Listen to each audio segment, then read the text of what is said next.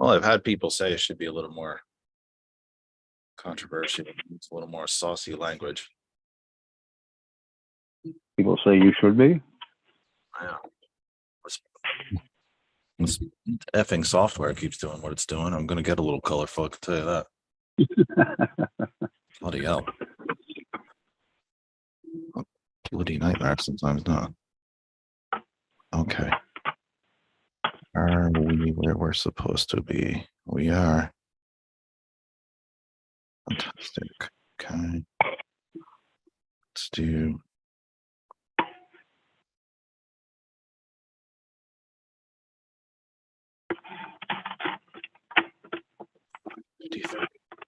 So far. How's Mr. Thomas, by the way? Are you asking me something? Yes, sir. How was Thomas? Aging, but still pretty vigorous. Good company as always. Looking out the door right now. Yeah. And your little furry friend or friends? Gotta keep an eye on the outdoors. Yep. Okay. Yeah, Tommy needs to get to the vet. Got in there for a while. It's not cheap either.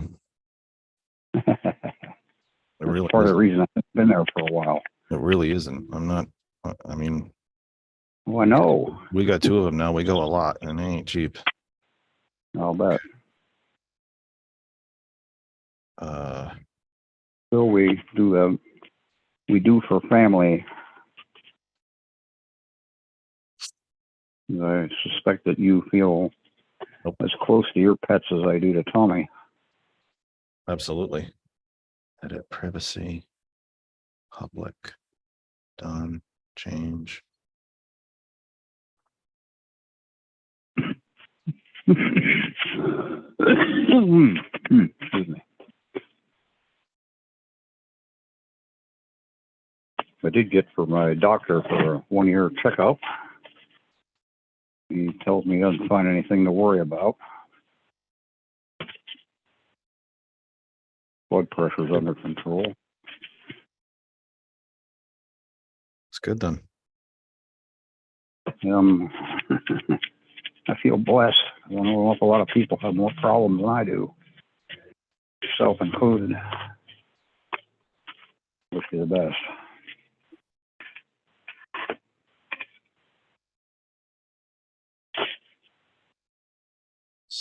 Groups I can get in before.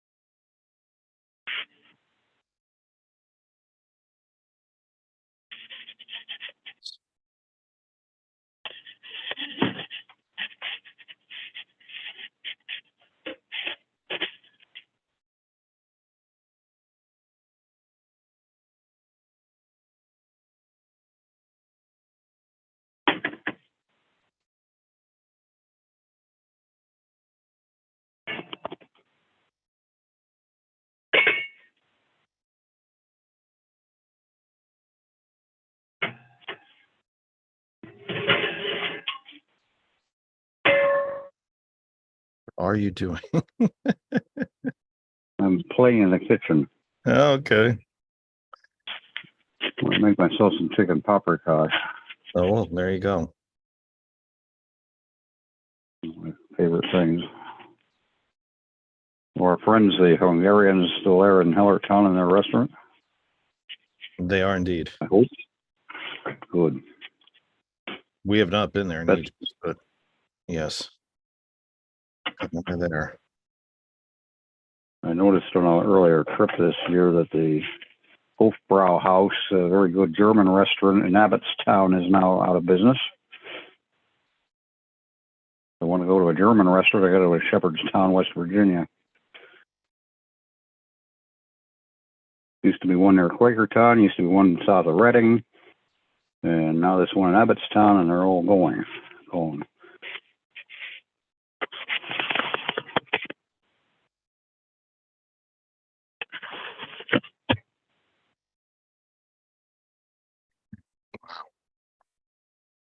That worked.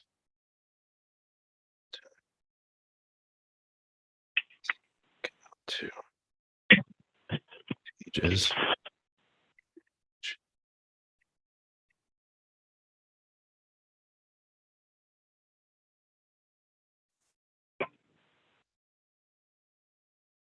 Not fighting with this thing tonight. Something must be wrong.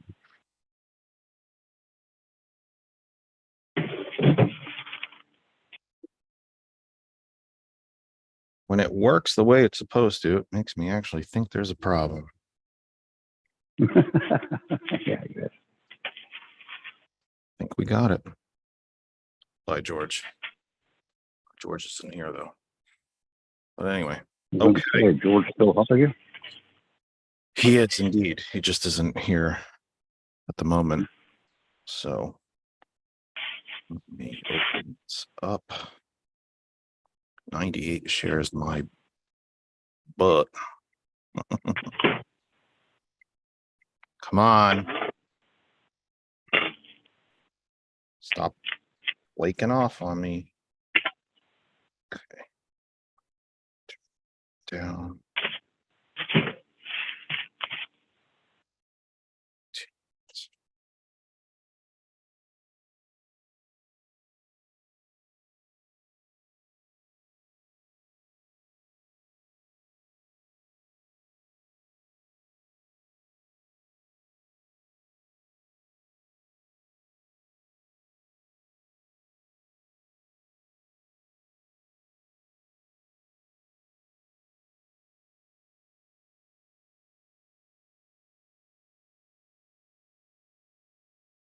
Hey. Doing. Think. Should be. Son of a gun. We are. My goodness. Okay, know what I'm doing. 1 second.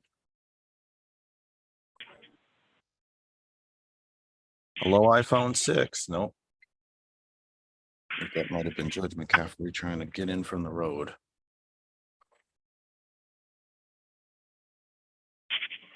Trying again. Somebody's on the road. All right, somebody's on the road. I'm actually back now, Jeff. Oh, you're home.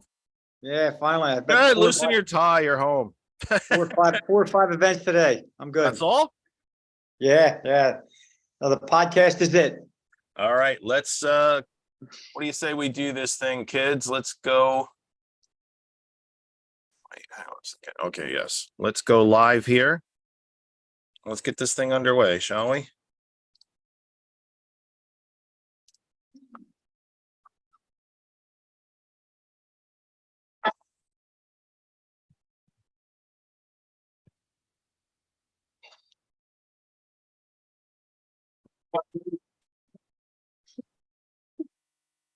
Do you want a man for president who's seasoned through and through, but not so doggone seasoned that he won't try something new?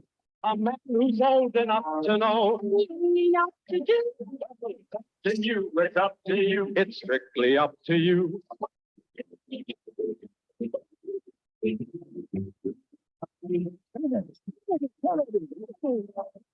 Do you want a man with spirit who is not afraid to fight?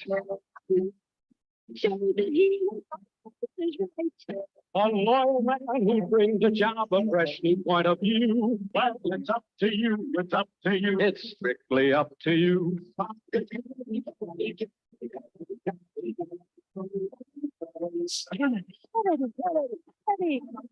And do you deny to any man the right he's guaranteed to be elected president, no matter what his creed?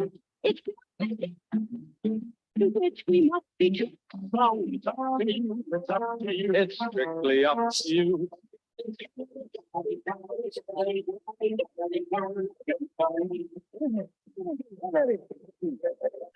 Do you like a man who answers straight, a man who's always fair?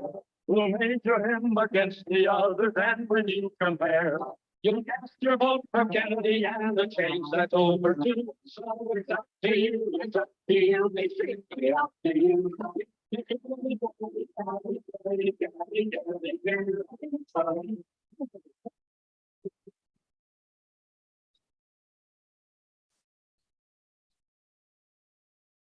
Welcome, welcome, welcome from my humble second bedroom here in the Saucon Valley, part of the Lehigh Valley in the Commonwealth of Pennsylvania, part of these United States, North American continent, Western Hemisphere on this planet Earth, the only one we have, third rock from the sun in the Terran solar system. This is the Kennedy Effect live with you for the 22nd of October, 2023. Great to be back with you again for 2 weeks straight. That hasn't happened in quite a long time. The internet, you find some good wood here. The internet is holding up. The weather is holding up. There's all kinds of fun stuff that seems to be working so far, and we're just glad that it is. I'm still fixing things because we had took me just a tiny bit longer to get on air than I thought it would. I'm still fixing a couple of things. It's always fun when I'm doing technical things when the program starts. Never fun. But hey, the good news is I am monitoring myself here on 2 screens, and we are live everywhere we are supposed to be. So let's get through the business end of the program, shall we? This is the Kennedy Effect live for the 22nd of October 2022. Only this full program and 2 more before the end of the election cycle on November 7th. No matter what, whether you are a regular viewer, watcher, listener to the program, whether you are new, and if you are new, thank you. Whether you agree with me much of the time, part of the time, or never and wish you could find me, please vote. Your vote is your voice. Use it. If your vote meant so little, then so many different forces in this country would not be trying to take it from you. They want to take your vote from you because exactly that, because it does matter and it does make a difference. So please vote, whether you are voting by mail or in person on November 7th itself. Please, for goodness sakes, vote no matter what. We have shared the program to about 100 and I think I'm at 110-ish places across the Facebook universe this week, to every single individual, private group, public group, page, you name it, that allows us to be part of your corner of the Facebook meta universe. Thank you, and thank you again. We could not do it without you. Thank you very much. And to everyone out there who can hear me, please feel free to share our program. There's no cost to sharing it. There's no rules about it. If you feel free that you have other groups that you wish to share our program to, other people, pages, etc., please feel free. There's no restrictions on any of that. In fact, we encourage you to do so. Our home group Facebook page is That Other Side of Information. The page is always up and always running. You get to follow some of the articles and news issues that we're following during the week. Also, a lot of articles on science, the environment, and animal welfare. It's a pretty broad and wide-ranging group. We hope you'll check it out. We hope you'll become a member. And of course, everything surrounding our program is right there that other side of information to our friends and family, our sisters and brothers at hot101.net, the global internet radio station, one of the cornerstones, keystones, and founders of the medium, global internet radio, hot101.net. We are very, very humbled and very, very proud to be part of such a great, great organization and such a great family. If you don't know how to listen to hot101.net, then you haven't been listening to me. Our name is our web address.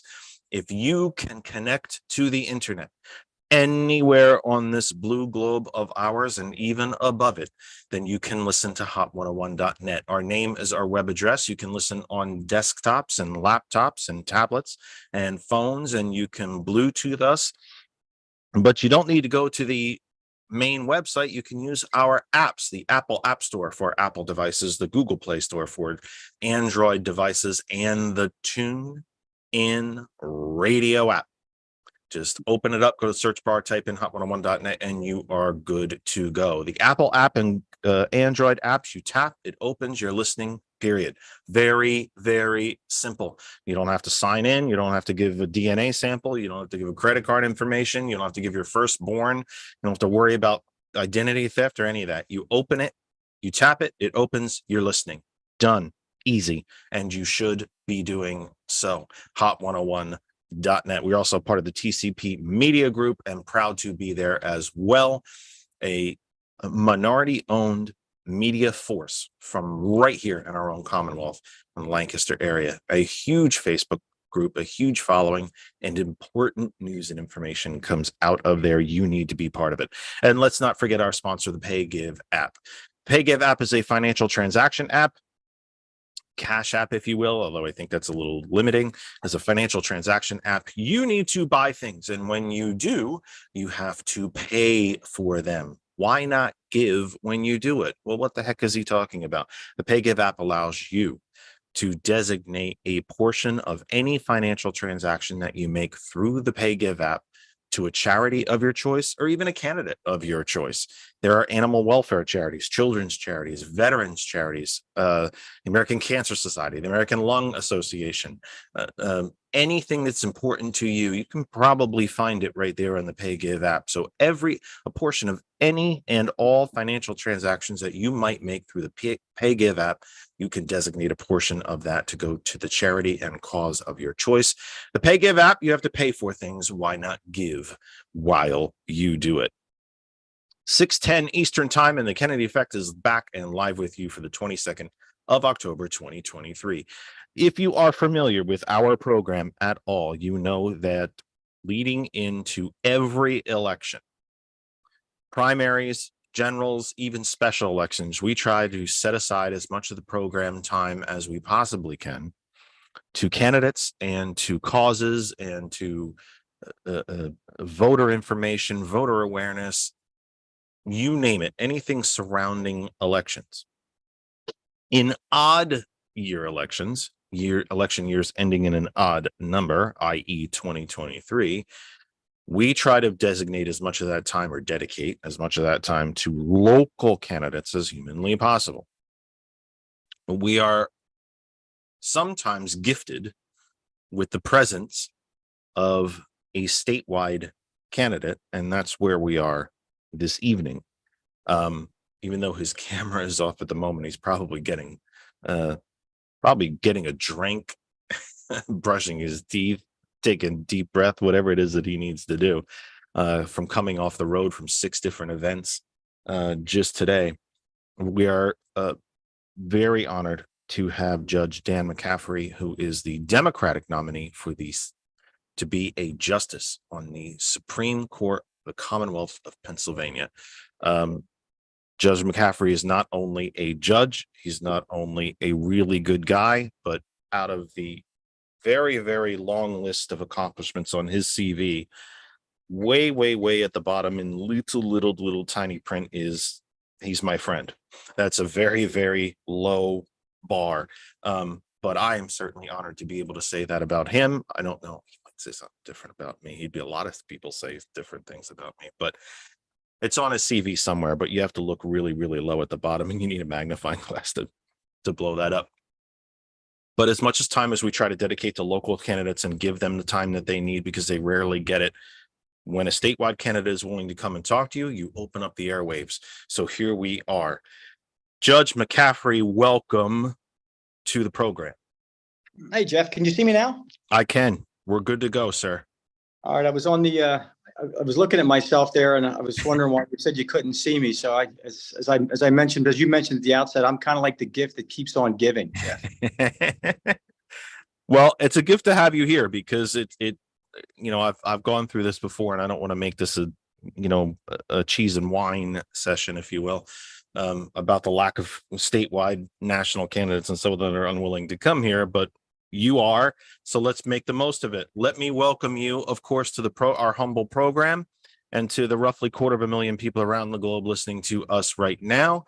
Let me say thank you for being here. I know how many you did 6 different events today. You'll probably do 8 more tomorrow, and you'll probably do as many. There's going to be very little sleep between now and the close of the polls on November 7th. So thank you very, very much for being here. You just let me know when you have to go. Let me start the same way that we welcome all new guests to the program. You haven't been with us before. Who is Dan McCaffery, and how did you get here? Well, I guess I'll just open it up by saying Dan McCaffery is the son of Irish immigrants. I tell people when people ask me how we got involved in kind of social justice issues, how we got involved in political issues. My mom and dad, Irish Catholics from Belfast, Northern Ireland. For anybody out there who's in your listening world who knows anything about the issues going on in Northern Ireland for the last 500 or 600 years now. My mom and dad are Irish Catholics. They come from West Belfast, Northern Ireland, and obviously as Catholics in Northern Ireland, my mom and dad, the Catholics in that part of the country in the 1920s, 1930s were a discriminated minority. My father married my mom at the age of 17. My mom was 16. By the time they were 21, they had 3 young children.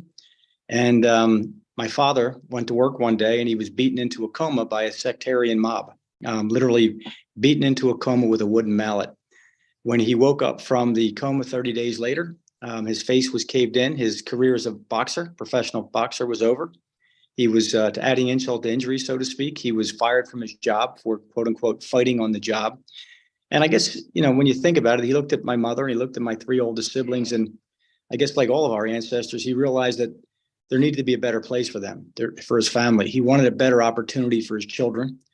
So my dad did what all of our ancestors did. My dad got on a boat, came to America, and he settled here in Philadelphia. My father was a printer. He got a job with a printing company and became a union member. He ultimately became an organizer for the Printers Union. And my mom got a job here as a cleaning lady for the school district of Philadelphia.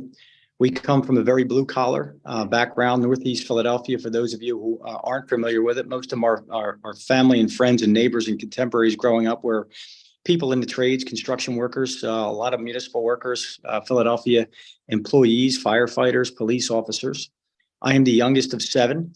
And as the youngest of 7, an Irish Catholic blue collar family, we didn't have the opportunity that a lot of people had. But when I graduated high school, as some of my friends enrolled in college, I enlisted to serve in the United States Army. I served 3 years active duty in the United States Army with the 1st Cavalry Division. I was lucky enough while I was in the United States Army to be one of about 40 soldiers worldwide selected to attend the United States Military Academy at West Point Prep School, which is actually a prep school that's run by West Point. It is for promising young enlisted soldiers that the officer corps feels could make officers someday. So I went to West Point Prep for a year before I realized I did not want to become a career officer. I was honorably discharged. I attended Temple University and Temple Law School. Again, very fortunate. I attended both of them on a veteran scholarship, Army College Fund.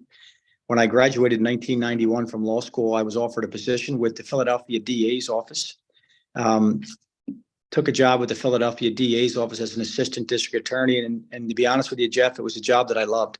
I loved my time in the Philadelphia DA's office representing children who were abused, victimized, women who were raped, abused, shop owners who were shot, robbed, you name it, I did it. I prosecuted probably 60, 70 cases to jury.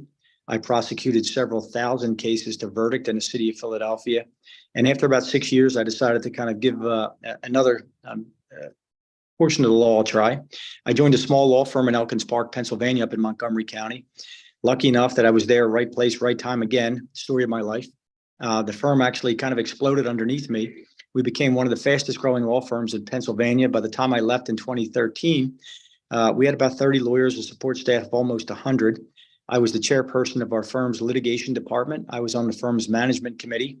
And from there, I ran for judge after 22 years. I tell everybody, I joke around, after 22 years of complaining about bad judges, I decided to do something about it and run for judge in the city of Philadelphia, where I lived my entire life.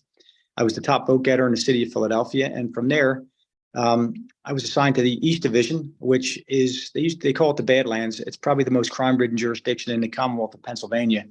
I presided probably well over 100 jury trials, a couple thousand bench trials again. 2019, I decided to run for the Pennsylvania Superior Court. Ran for Superior Court, and once again, I was the top vote getter in 2019. I was the only Democrat elected to the Superior Court in that election cycle. And since then, I've served on the Superior Court. I've written probably 600 opinions, a couple thousand cases I participated in. I was appointed by the Pennsylvania Supreme Court to serve on what's called the Court of Judicial Discipline. We're the 9 judges that handle all disciplinary matters against judges brought against judicial officers in Pennsylvania. I was also tapped to be the supervising judge of all wiretap applications in Pennsylvania by the president judge of the Superior Court. So I oversee all law enforcement applications for intercepts, wire intercepts, telephone intercepts, things of that nature. I've done that for the past year as well. So as I like to tell people, I've got both sides of the aisle covered. I supervise both law and order. So I want to start by asking you an odd question, given the position that you're in. And please, I know your staff mentioned an amount of time that you're allowed to or available to be here. So when you need to run, please give me some kind of flag so I get the good stuff in. But I want to ask you about a kind of an odd question, especially given the position that you're in. Why are we electing you? Why is Pennsylvania one of only 8 states that does what we do by electing the judiciary? Why do we not have a federal model where the governor nominates, the Senate advises and consents, or doesn't, as the case as maybe has come from Washington recently? But why do we do it this way? Why is it good or why isn't it? I don't happen to fancy it myself, but why is it a good thing or why is it a bad thing? Why do we do it this way? It would seem to me if it was really a great system, all 50 states would do it, but they don't. We're in a pretty drastic minority here. it's just a legislative initiative. In Pennsylvania, part of our Constitution is that we elect judges. We're one of the kind of holdouts, I guess you'd say. Some judges or some places, they believe in, appointing judges. Some judges are appointable. Some judges are electable. To be honest with you, Jeff, it's kind of got its pluses and minuses. I've been involved in both pretty heavily. At the federal level, I know it was just last week I went to one of my former associates just got nominated and sworn in as a federal judge. She served with me on the Philadelphia Court of Common Pleas. It's really just, it's kind of like a holdover, I guess you'd say. I think the pluses as far as electing judges are concerned is that you really get to go out there and you get to talk to people. You get to really find out what their concerns are. People get to meet you. People get to find out what kind of person you are by electing judges and talking to people. At the state level, it's a little bit different than obviously than a local level. Local level, you can really meet a lot of your voters. At the state level, if you think, in Dan McCaffery's case, when I ran in 2019, I think I got about 1.4 million votes. I can tell you right now, I worked like a dog. I hit all 67 counties in 2019. I hit all 67 counties again this time. You're not going to meet anywhere near 1.5 million voters. So you have to raise money, unfortunately, and you have to suffer the slings and arrows of a campaign. And believe me, there have been many. I've said this before and I've said it again. I'm somebody that kind of comes to this naturally. And by that, I mean, my mom and dad were both union organizers. When people ask me how I got involved in a political movement, I show them a picture of me when I was about 4, literally walking a picket line with my mom and dad. So we've been involved in social justice issues since I was a kid. I've been involved in a lot of different campaigns, judicial campaigns, political campaigns. The judicial campaigns over the last 5 or 6 years have become brutal. They've become very politicized, very nationalized in a lot of respects. A lot of it has to do with what I think you saw happen at the national level with the United States Supreme Court. If you look at studies, study after study, poll after poll has shown that there has been a, Well, let me ask you about that, because I'm getting a little bit into the weeds for folks around the globe who sure, aren't familiar with politics here in the Commonwealth, but judicial races in the Commonwealth they don't exactly have the same set of rules. Let me put it that way, that other elected offices would: state rep, state senate, state treasurer, auditor general, governor, members of Congress, the United States Senate, hell, county executive for that matter, or county commissioners. You folks running for the judiciary are supposed to be, your campaigns are supposed to somehow, you're going out there to seek votes, and at the same time you're not supposed to be political. correct. And yet those are judicial race we have right here in Northampton County, one you're probably familiar with, has become just about as ugly as any races I've ever seen, and is snippy. And the amount of money that's being spent, the amount of flyers that are going out. How do you do both? It would seem to me, if we're going to ask you to run for these offices, we should let you run for the office. Yeah, but again, Jeff, you have to understand something, and I kind of disagree with that statement, and I'll tell you why. I've been doing this for 32 years now. I've been a lawyer for 32 years. I mean, you heard what I had to say about my resume: prosecutor, civil defense attorney. I've got a very, very broad-based experience. And I've told people this, having sat and sitting currently on the Court of Judicial Discipline, the most paramount consideration that any lawyer has or should have if they're running for judge, or any judge who has and running for a higher court, should be the integrity of the court. You need to promote the integrity of the court, because when we look back over what's happened in 2020, I mean, we literally had an insurrection in our country, and what the bedrock of American democracy, the thing that held it all together, was our courts. Our courts refused to cave in to this kind of politicization going on both sides. Donald Trump, I said before, has filed over 60 lawsuits. He didn't win. Well, he won one. That was here in the Commonwealth of Pennsylvania. I've said that before, but our courts have remained steadfast. And if we really want to make sure that American democracy succeeds, we need to make sure that the people, our citizens, our voters, believe strongly that the courts are fair and impartial, and they're an unbiased, independent, third-party branch of government. I mean, that's what's critically important. Unfortunately, in judicial races, judicial canons really require or really dictate what we can and can't say, what we can and can't do. So what's ended up happening is, over the last couple of years, is now you're seeing these independent third-party groups kind of come in there with their own agenda. They're spending ungodly amounts of money in these election cycles. Strangely enough, in Pennsylvania, my opponents received almost $5 million from one person. The wealthiest person in Pennsylvania was the same person that dumped in $5 or $6 million 2 years ago into the Pennsylvania Supreme Court race through various independent groups he has, these Commonwealth Leaders Fund and a few of the other ones. They're the ones running the attack ads, because obviously my opponent's not going to say anything negative about me, nor am I going to say anything negative about my opponent. We just talk about our credentials. We talk about our judicial philosophy. These are things that voters should know about. Voters should know you're getting somebody who's competent, who's qualified, and what your judicial philosophy is. But the independent third-party groups, they're not bound by the same rules that we are. And that's what you're seeing all of these smear campaigns about. It's unfortunate. So what would you say is prompting that? What is one of the ways that the billionaires became billionaires is not just because of what they spent, but what they didn't spend. Mm-hmm. It's not just money that they throw around, but it's money that they keep. What do they think they're trying to buy? The courts. They're trying to buy a sympathetic ear. They're probably trying to buy somebody that, how can I put this gingerly, Jeff? You be as careful as you need to. I'm the one that gets to spout off. And no, I think what you're finding is, like I said to you beforehand about judicial philosophies, listen, I'm not the son of a millionaire. I'm the son of Irish immigrants that came to this country. My mom and dad were very blue collar. I didn't know any lawyers. I didn't know any doctors growing up. We grew up, as I mentioned, in a very blue collar neighborhood. With me, I'm somebody that's always going to basically take a look at the law and fight for the middle class, fight for, middle class people, because I think that the rich and powerful aren't the only people that are entitled to justice. When you're talking about rich and powerful interests, they usually like to have things their way. And if they can kind of engineer it to have it their way, they want to engineer it to have their way. That's why they spend millions and billions of dollars electing pro-corporate individuals to the House of Representatives, to the United States Senate, that pass pro-corporate legislation that insulate them from liability in certain instances, in certain circumstances. We happen to have the most pro-corporate United States Supreme Court in the history of the nation currently. Probably not something that you might not want to. I'll say it.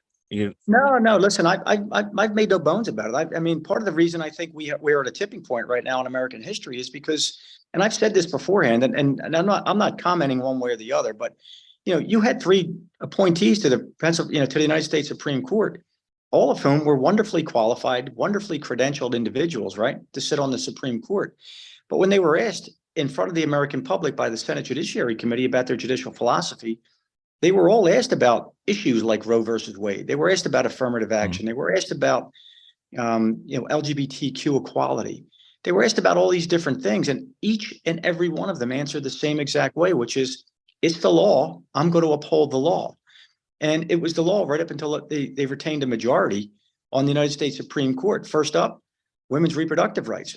Roe versus Wade stood since 1973 for 50 years.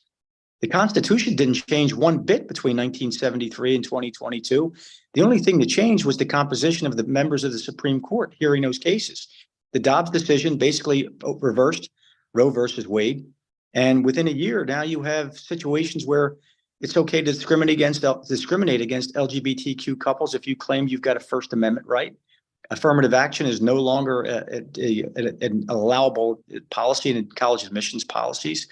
So you're seeing a slew of different rights that have been settled for 50, 60 years, now getting slowly peeled back. And I kind of point that out to people on the campaign trail, because even though there's no Democratic or Republican way to decide a case, which is a true statement, don't forget, people bring their values to the courts. And when you're dealing with constitutional questions or statutory analysis or statutory intent, the value system of the individual person who's deciding those particular cases is important. It's critically important, because either you're going to side with the rich and powerful and the way they want you to read the statute or to interpret the Constitution, or you're going to interpret the Constitution in a different way, meant to protect the public and meant to protect these rights that have kind of evolved over the last 60 years. I've made no mistake about it. My opponent has described herself as an originalist. I think that's code word. I think the Constitution is a living document, and that I think that's been kind of the case for 230 years as the law of the land has evolved. So with that said, then, and I realize that some of these questions might seem exceptionally basic to you and very, very, even rudimentary. How is it that you think then that 2 folks, for the sake of argument, we'll take you and your opponent, can look at the same law, the same words on paper, the same decisions, the same opinions, and come up with such different points of view? Is it informed, do you think, by your education, by the way you were brought up, by the people that, or does it go back to the campaign issue of where the money's coming from? I don't think it's money. I think it's a lot of different things of what you just said there. I think it's your upbringing. I think it's how you look at cases. I think it's how you interpret cases. I mean, listen, the United States Supreme Court decided Roe in 1973. How is it that one court could decide that there are privacy rights? Women's reproductive rights are covered under a federal constitutional privacy right. And another court can say, you know what? It's not in the Constitution. There's nothing, abortion's not in the Constitution. Therefore, there's no federal constitutional right to an abortion. It's just how you look at cases. Either you interpret the case one way to protect privacy, to protect individual rights, or you don't. Listen, take a look at my cases. I've written 600 opinions. You want to know what Dan McCaffery feels about on any given issue?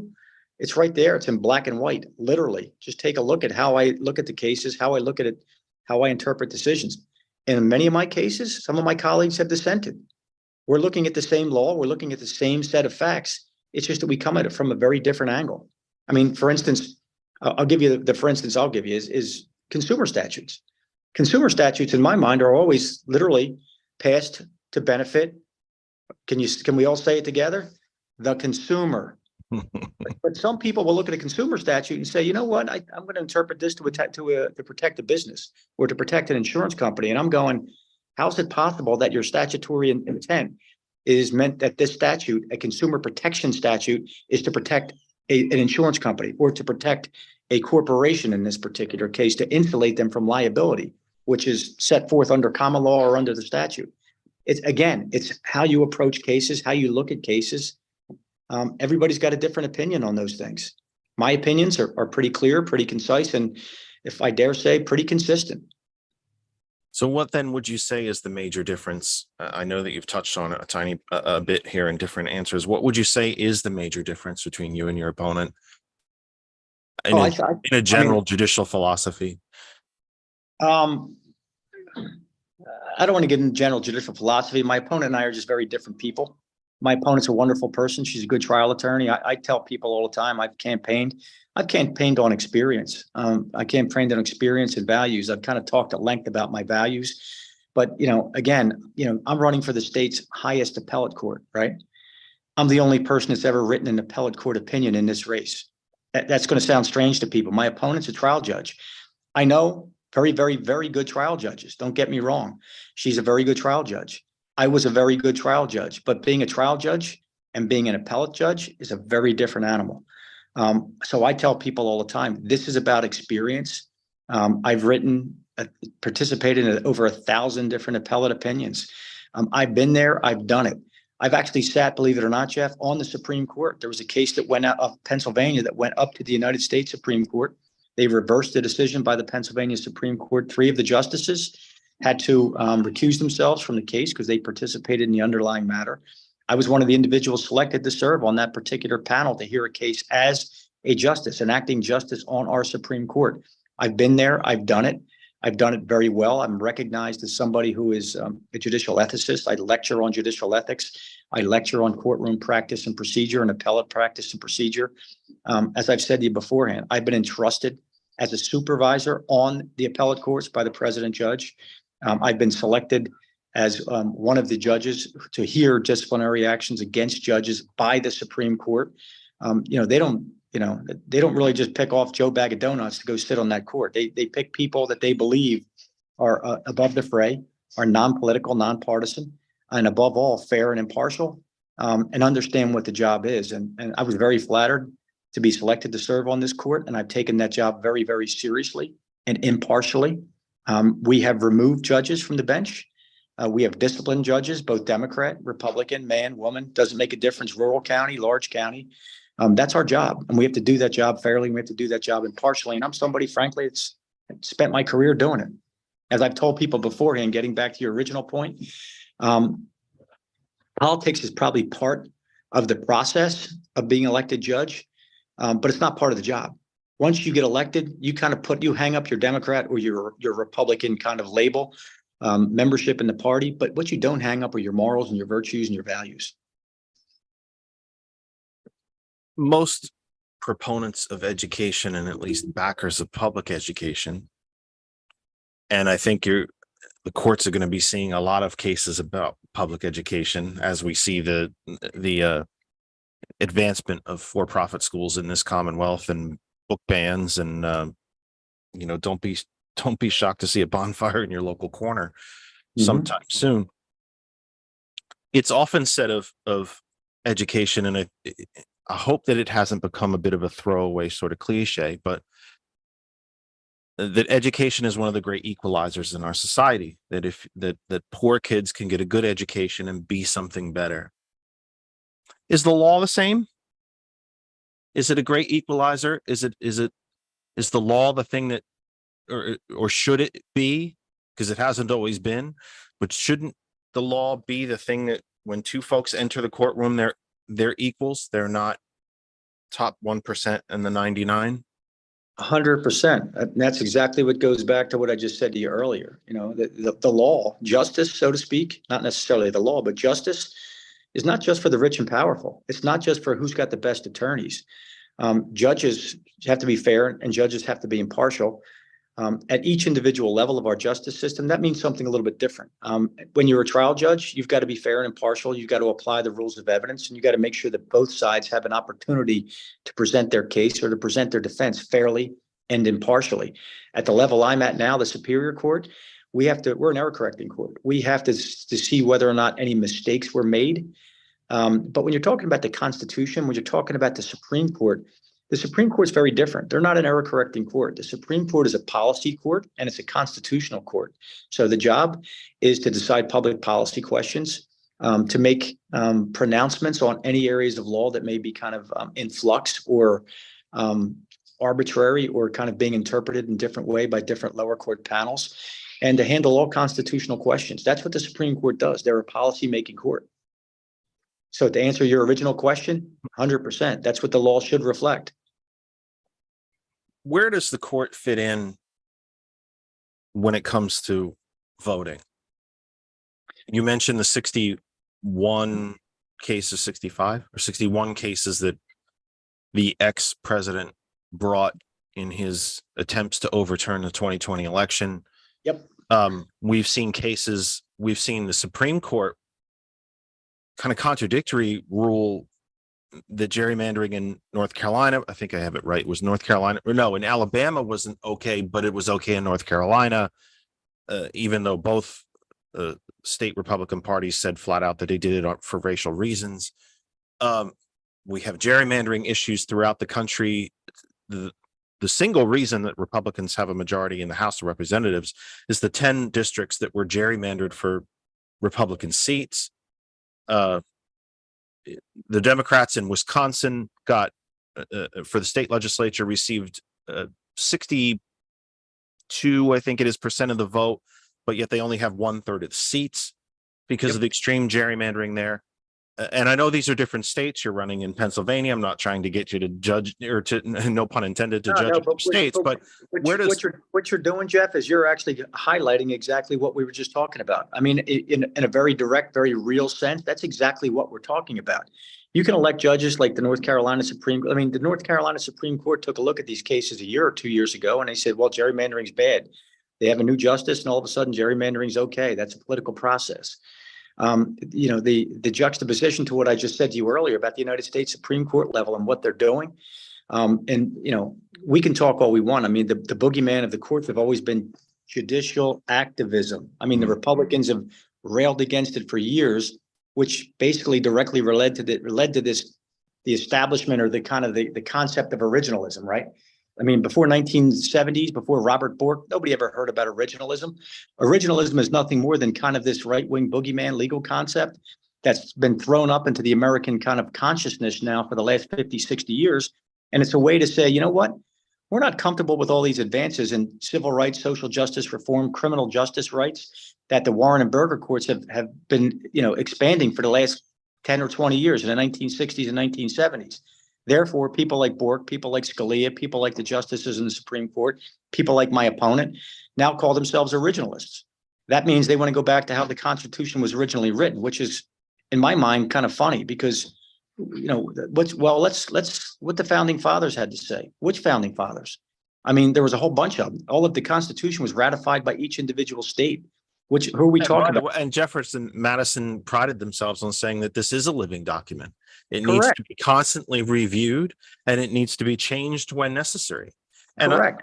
I always find it darkly hilarious, like oddly, strangely, uncomfortably hilarious when Republicans talk about what you just said, originalism and structuralism, and we don't like activist courts, except when we have majority of the court in which we can overturn Roe and establish right 50 years and lie about it during our confirmation hearings.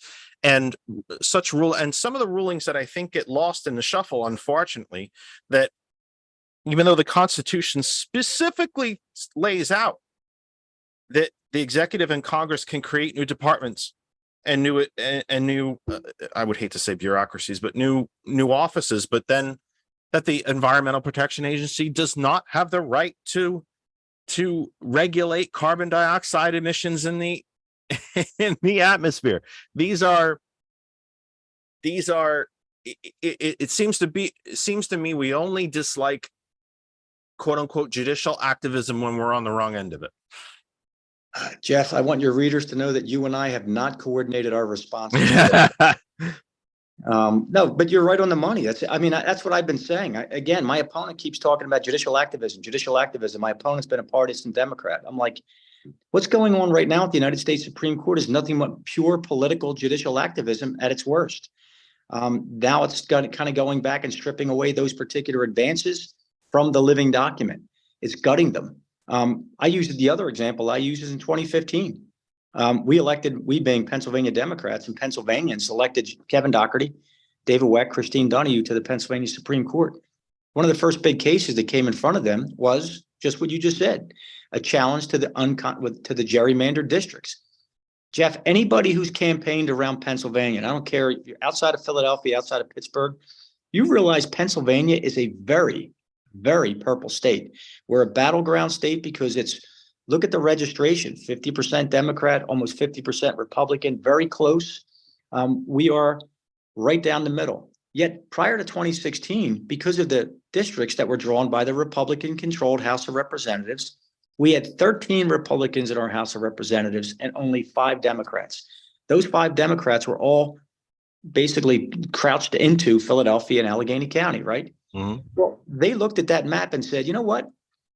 This is a violation of your voting rights. It's clearly unconstitutional. They sent it back to the House and they said to the House, just draw fair districts. And the House of Representatives said, no, we're not going to draw those fair districts. And the Supreme Court said, well, if you're not going to draw fair districts, we're going to be forced to do it. They had to appoint an independent commission to draw fair districts. And literally within one election cycle, we went from 13 Republicans and 5 Democrats to 9 Democrats and 9 Republicans. That's what Pennsylvania looks like. I mean, I don't care if you're the most partisan Republican or the most partisan Democrat. It's hard to argue that Pennsylvania should have 9 Democrats and 9 Republicans by registration. That's exactly how the framers wanted our government to work. It's a representative democracy. They want you to represent the people that think like you, want those particular policies that you want to push forward. But as a result of that, the Republicans in the legislature, what was their first response? Well, we want to impeach David Wecht because David Wecht said he campaigned on this. Now, I use that as an example, Jeff, because people need to understand this. Doherty, Wecht, Donahue, 3 Democrats, right? They could have very easily redrawn districts that would have thrown 13 to the Democrats and 5 to the Republicans, but that's not what they did. And that's not what you want. That's not what Pennsylvanians want. You want somebody that's going to be fair and impartial because sooner or later, that pendulum is going to swing back. And the only bulwark against unbridled politicization is our courts. That's why we need courts that are fair and independent and will do the right thing without political consequences. Well, we have the elected Supreme Court justice in Wisconsin, whom, without ever making a decision, Republicans tried to impeach because her election tipped the balance. Yep. To Democrats. They're still trying to do it too. Yeah. Yeah. When you are on the campaign trail, which is constantly, again, judicial races are just fundamentally different, I think, from other political offices or other elections. What do you hear back when you meet people? What do they say about the courts in general, or what concerns them about and surrounding courts? What do you hear out on the trail? That is there one consistent thing? Or is it just kind of all over the place? What is it that you hear? Sadly, Jeff, I think by and large, most Pennsylvanians that I've met on the campaign trail are wildly uneducated about the courts. Most people you meet when you talk about running for Supreme Court, they don't understand the distinction between the Supreme Court, the Superior Court, the Commonwealth Court, the Court of Common Pleas, or the Magisterial District Justice. You get a lot of, hey, if I appear in front of you, will you find me not guilty? Those kind of comments. When you're in certain areas, I get people walk up to me and want to know, hey, are you an originalist? And my response is, well, what do you think an originalist is? And they kind of stare blankly back at you. It's a buzzword. Correct. Correct. So Yeah. people don't understand that they've been kind of inculcated to kind of believe and think certain things about certain judges. And it's like I said to you, you get it's wildly disproportionate as far as what people think of the courts and people understand what the courts are. And I kind of put it in perspective. A lot of it has to do with experience, but a lot of it has to do with values. No senator, no governor, no state representative, no president of the United States can take away your rights with the stroke of a pen, or your children, but a judge can. You need to be very careful who you put on these benches. And you need to make sure you're going to get people up there, again, who will put aside race, gender bias, put aside all LGBTQ, homophobia, transphobia. You want people that are going to be up there to protect your rights and be protective of your rights. And that's why I said to you beforehand, that's why I really think I'm the best person for this particular spot. I took that out.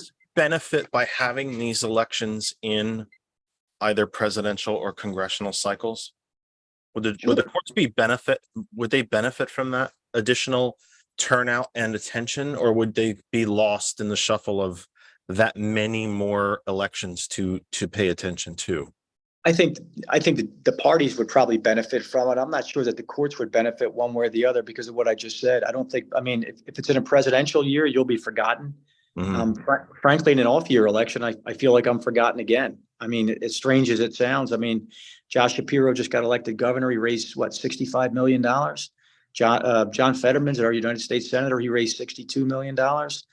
These campaigns, we're going to raise a fraction of what they raised in those particular issues. They can fight back. They can raise issues that they want to raise. But in our situation, we can't do that. And frankly, as I mentioned to you beforehand, I can't fight back against a billionaire dumping $5 million into a campaign. It's just, you just can't do it. Or we have a local billionaire that bought us a senator here. We got a new Senate district and he bought himself a senator and saw that it worked. And I think he's going to keep buying. I think he's going to be, another hedge fund guy, Mr. Yass. I believe he'll keep buying and buying. He's in a buying mood and he can afford it. That's the same when you're guy. worth $6 billion to pump $1 million, when you're worth he's worth more than that. It's 6.4, I think. Jeff, 29 billion he's worth. Oh, is it 29? Well, He's then one is like you or I dropping a penny. Although when I drop a penny, I pick it up. You're not a mind reader. You don't have a crystal ball in front of you. If you did, I'd ask you for the lottery numbers. But on November 8th and going forward, what does Pennsylvania look like with your opponent in that seat and with you in that seat? What do we see? And at the risk of making it sound like I'm asking you the same question 1,000 times over, I don't mean to do that, but I'm trying to phrase it in different ways to give the folks different ways to comprehend what it is that we're trying to discuss here. What does Pennsylvania look like? Maybe I'll even make it maybe harder or easier. Just depends on how you look at it. What does Pennsylvania look like in the 2024 general election or the aftermath of, with Dan McCaffery on the Supreme Court or with your opponent on the Supreme Court? Because I'm sure this has to be something that you've discussed on the trail with folks, especially given the level of litigation that happened in Pennsylvania following 2020. Well, listen, I'm the eternal optimist, Jeff. I've got complete and utter confidence in our current configuration of our Supreme Court. You've got Justice Deborah Todd, first ever female Chief Justice in Pennsylvania's Supreme Court history. Kevin Doherty, David Weck, Christine Donahue, Kevin Brobson. You've got Sally Mundy. They're all wonderful, wonderful people. They're all good people. They're solid people. Regardless of who wins this election cycle on November 7th, one person is not going to turn the tide in any particular court. When you have a situation where 2, 3, 4 people can kind of turn the tide on the Supreme Court, that's a different animal. I really believe, that regardless of who wins this election on November 7th, the Commonwealth of Pennsylvania and the citizens of the Commonwealth of Pennsylvania need to know that the Supreme Court is in good hands. They have wonderful leadership. There's wonderful people up there, and they all believe in the same thing, which is building a collegial, respectful relationship with each other. I've said this before, and I'll say it again. You know, one of the things you learn on the appellate courts is, because we all sit in panels of 3 or panels of 7, is that you can disagree with somebody, but you don't have to be disagreeable. And I think that bodes well for our Commonwealth. I think it bodes well for the development of our law. And I think the Commonwealth's going to be in good hands. Our courts are in good hands. And by and large, our courts still operate. Like I said to you beforehand, Donald Trump may have won that one case here in the Commonwealth of Pennsylvania, but the end result was the same. That was overturned. The Supreme Court stood tall and stood firm and did the right thing and made the right decision. The approval rate of the Supreme Court is pretty much, I believe it's in the 20s now. I think only Congress has a lower at about 14%. How do we restore Americans' faith in the courts? Which is a very broad, I understand is a very broad question. There's probably maybe 100 different ways that we could do that. But when you're part of it, and yet you can separate yourself from it, because your answers already prove that you can separate yourself from it and kind of step back and look at it. Americans need to have faith in their courts and should have faith in their courts. Same way they should have faith in government, even though their faith in government has been eroded since the onset of the Reagan era, and has been done so purposefully to make Americans have been taught, urged, propagandized to not trust government and governmental institutions. How do we restore and increase or create new faith, trust, belief in the judicial branch, not just the national level, but at the state and territorial levels? Yeah, I think, well, people need to understand this. The state and the federal level are two different things. In Pennsylvania, we have judicial canons. In Pennsylvania, we've got a code of conduct. There are certain things judges cannot do.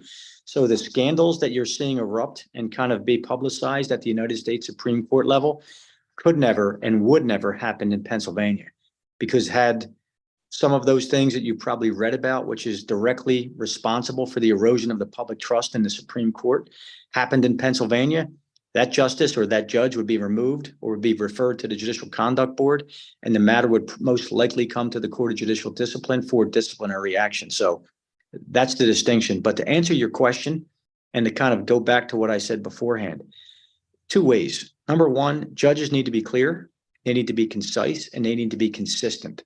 Number one, that's your job as a judge. Number two, the way to restore the public's trust and confidence in the judiciary is really one case at a time. Judges have to believe that you are fair and impartial and you're above the fray. That's very dangerous when you start seeing a judicial decision that is now subject to attack. I mean, you just alluded earlier. You have a new Supreme Court justice in Wisconsin who pointed out that she felt that the districts were rigged because of the issues that you just talked about. And now she hasn't even decided the case, and she's being politicized and she's being threatened with, removal before she's even heard a case. Again, in response to the gerrymander decision in 2016 by the Pennsylvania Supreme Court, again, Republicans in the House of Representatives, senators, threatened to impeach David Weck, Justice Weck, because he had also pointed out that gerrymandering was an issue that's going to come before the court. We talked earlier about school funding. There was a 780-page opinion written by the Commonwealth Court of Pennsylvania that points out and sets forth the inequitable funding between school districts. Now, she sent that back. By the way, that was a Republican judge, by the way, who did that. That was Renee Cohn-Jubileer. It was one of the most detailed and insightful, fair opinions that I've ever read in my life. And believe me, it took me a couple hours to go through it and read it and outline it and highlight it. Wonderfully, wonderfully written opinion. But she sent that back to the House of Representatives to come up with a fair funding formula. It's got to be your hope that these people will work together in the House of Representatives and the Senate to do what's best for Pennsylvanians. As far as judges are concerned, judges have to be, as I mentioned beforehand, I'm going to keep saying it, clear, concise, consistent, and most importantly, judges have to conform to a higher ethical standard. You just have to. You cannot do things, you cannot say things that is going to cause the judiciary to be brought into disrepute or to have people question your motives. That's critically important. I've said this before and I'll say it again. The amount of money that's pouring into these races is mind-boggling. The fact that one person has already dumped in $4 or $5 million,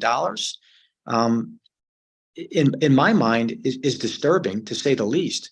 I'd like to think that if George Soros or some other Democratic billionaire knocked on my door with a check for $5 million, I'd say thanks, but no thanks. Keep it.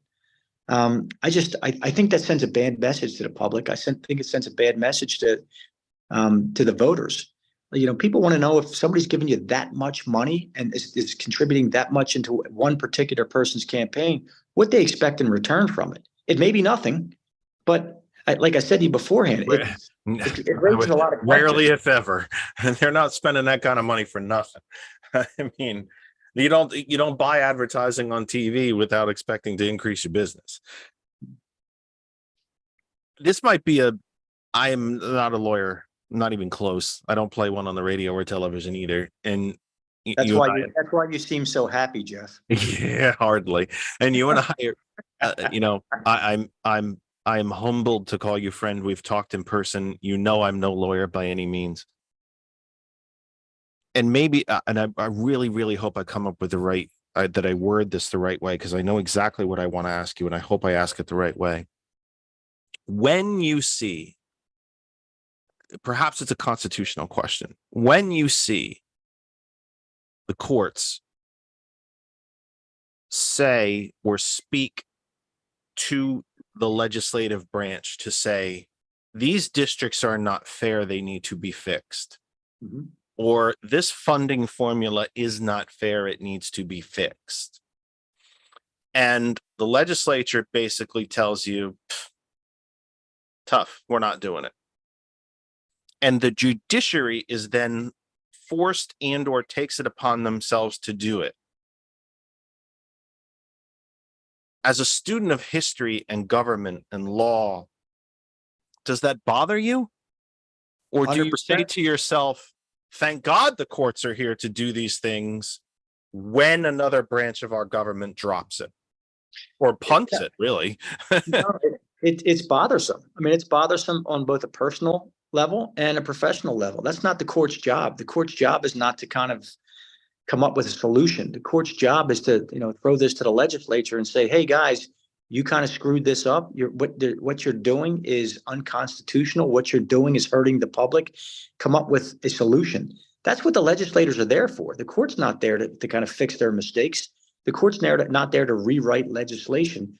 The court's there to be kind of fair and impartial arbiters of the law, and to level the playing field, and to use your analogy or to use your wording. But it's the legislature's job to come up with that solution. Only in the rarest of instances, for instance, the gerrymandering situation, should the courts get involved in that.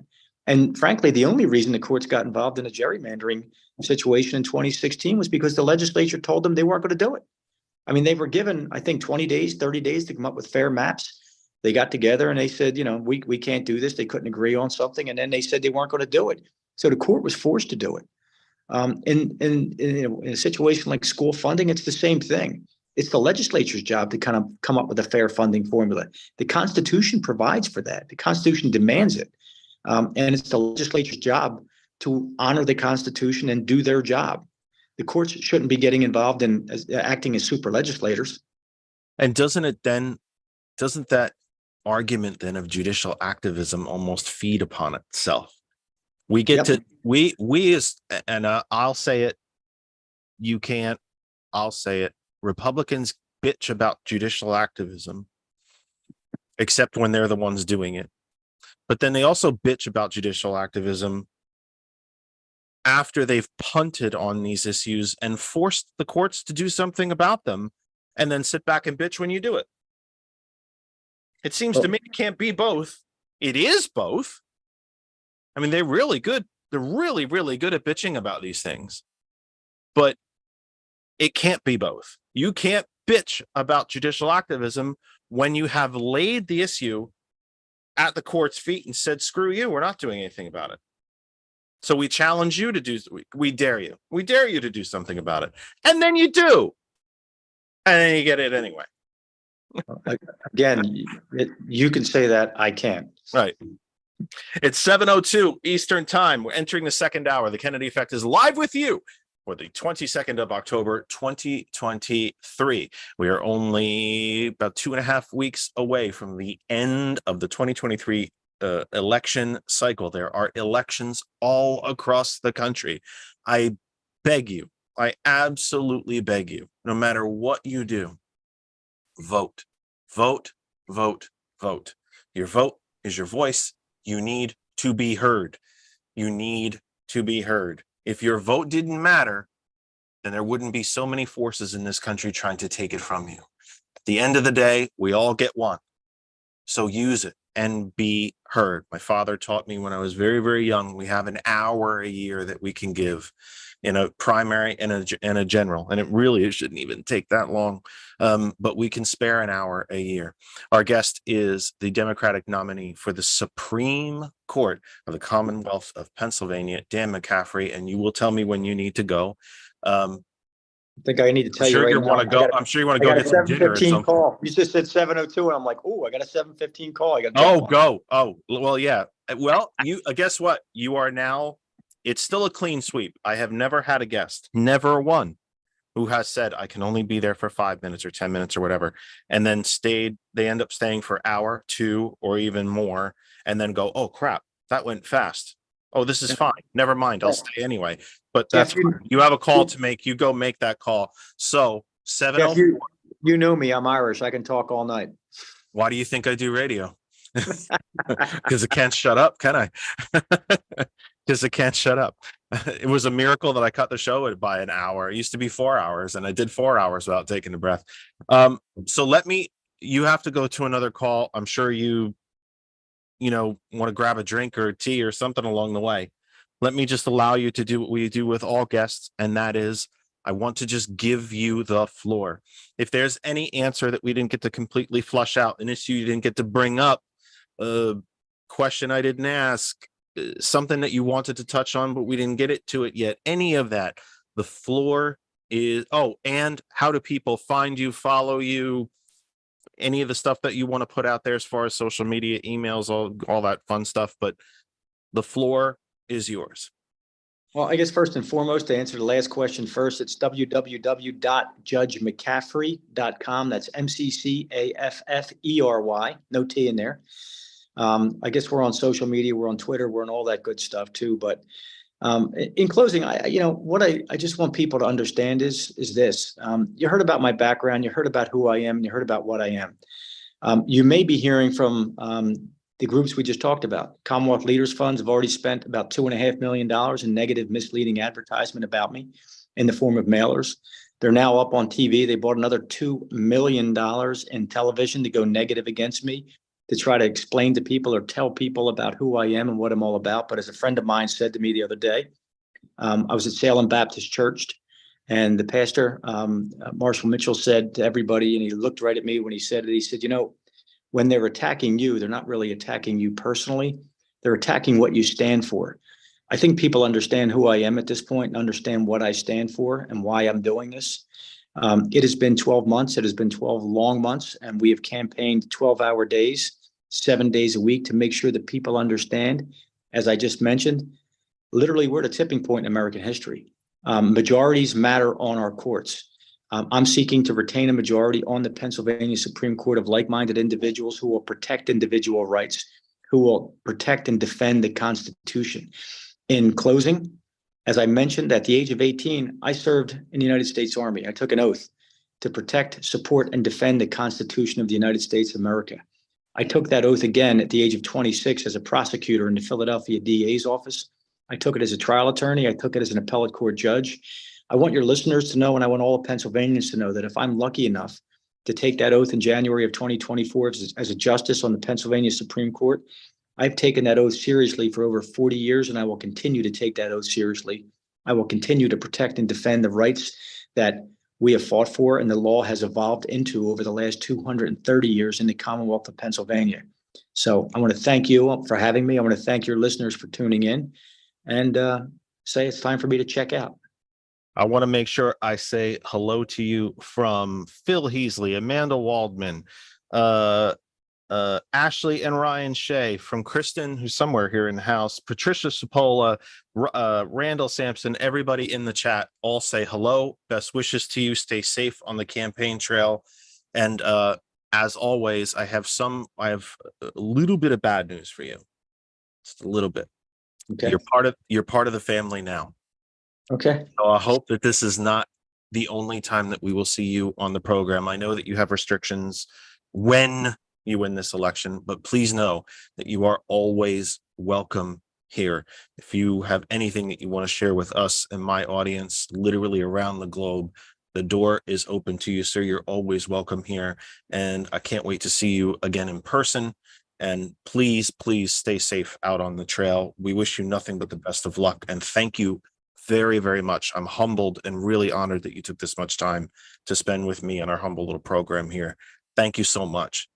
Anytime, Jeff. And thank you again for having me. It's always great to see you and catch up, and tell Phil and everybody else out there on your listener land. It's great to hear from them. They are great Americans. They're great Pennsylvanians. They care about their communities. They care deeply about what they do.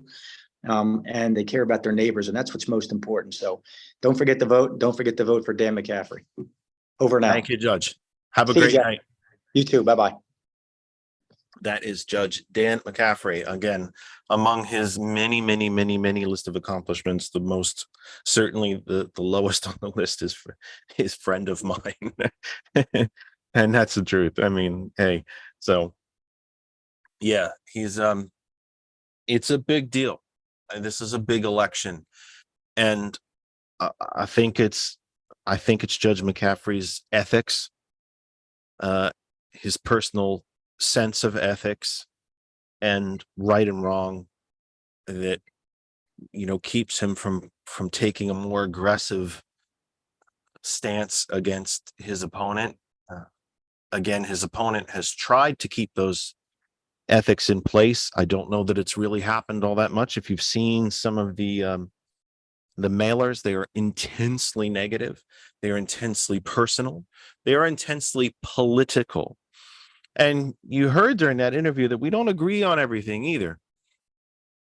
Judge McCaffery mentioned that he didn't necessarily agree with me that they should be allowed to campaign full throttle. I happen to believe if you're going to force these folks to run for the office, then let them run for the office. Let them tell the differences. Or we shouldn't be doing it, or go to the federal model and appoint them and let the Senate, quote unquote, advise and consent. Or, by the way, let the Senate not advise and consent. And that's a discussion we can have for a different day, where I would tell you, that President Obama should have appointed Mayor Garland anyway, because the Senate failed to advise and consent. But that said, please,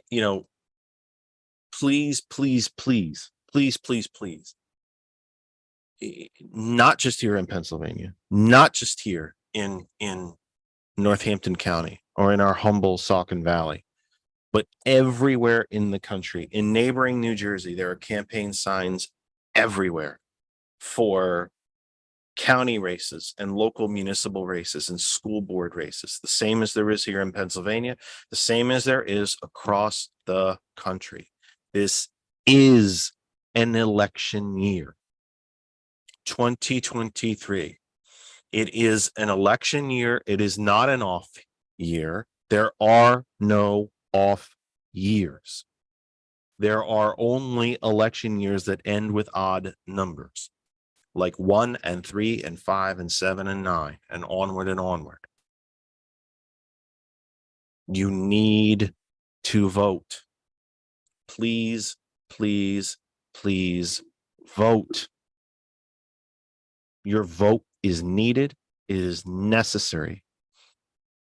And I say this to you in all honesty, even if you never agree with me on anything. If you are a diehard, dyed-in-the-wool Republican, votes Republican all the time, no matter who it is, blah, blah, blah, blah, blah, I still want you to go vote, because it's your constitutional right. It is your right to vote. It's your voice. be heard.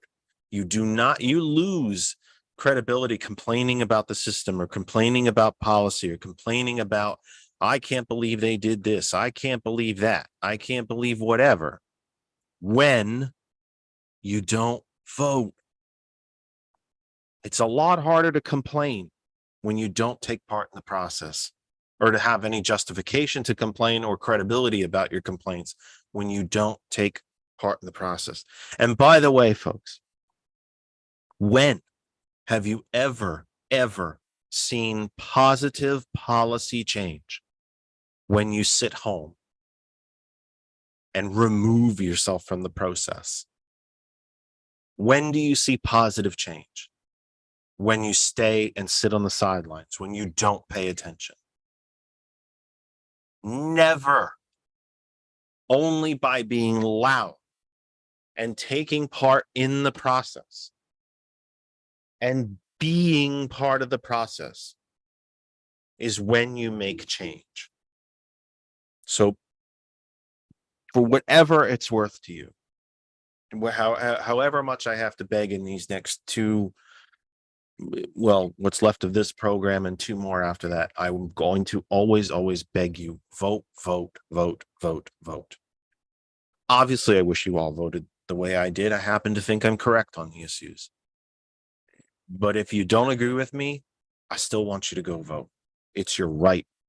It's your duty as a resident and as an American to be heard and to be part of the process. So I beg you to go be part of the process. Go vote. Go and vote. If you have a mail-in ballot, and again, this would be anywhere in the country, anywhere, Pennsylvania, New Jersey, anywhere in the country where there is voting going on. There's races in New York State, I happen to know. Wherever there are elections, anywhere in the country, Oregon, Texas, California, Idaho, everywhere. If you have a mail-in ballot, I would say you have till about October 30th to get that ballot in the mail and trust that it will be received by our elections office in time to be counted. That is my advice. If you cannot get it in the mail by the 30th, I would drop it at an authorized legal drop box, which is what I will be doing. I always use a drop box. Even when I put it in enough time for it to be mailed, I always use a drop box. I just feel better that way. But if you have a mail-in ballot and you do not turn it in, what a waste. Don't waste your vote. To turn it in. Turn it in. You've done all the work. You've done all the work. So mail it or drop it in a drop box. Don't give up on it. Don't give up on voting. Trying to get someone into the program here. Trying to get them the login information. So forgive me, we're doing a little production here along the way. But anyway, that said, let me just send this. This is bad radio right here, kids. This is the fact that I can't do two things at the same time very well, which is talk to you and type with my dreadful eyesight. So please vote no matter what. Now, let me move on to say that we had a second guest planned for the evening. A really fascinating gentleman named Adam David Jones.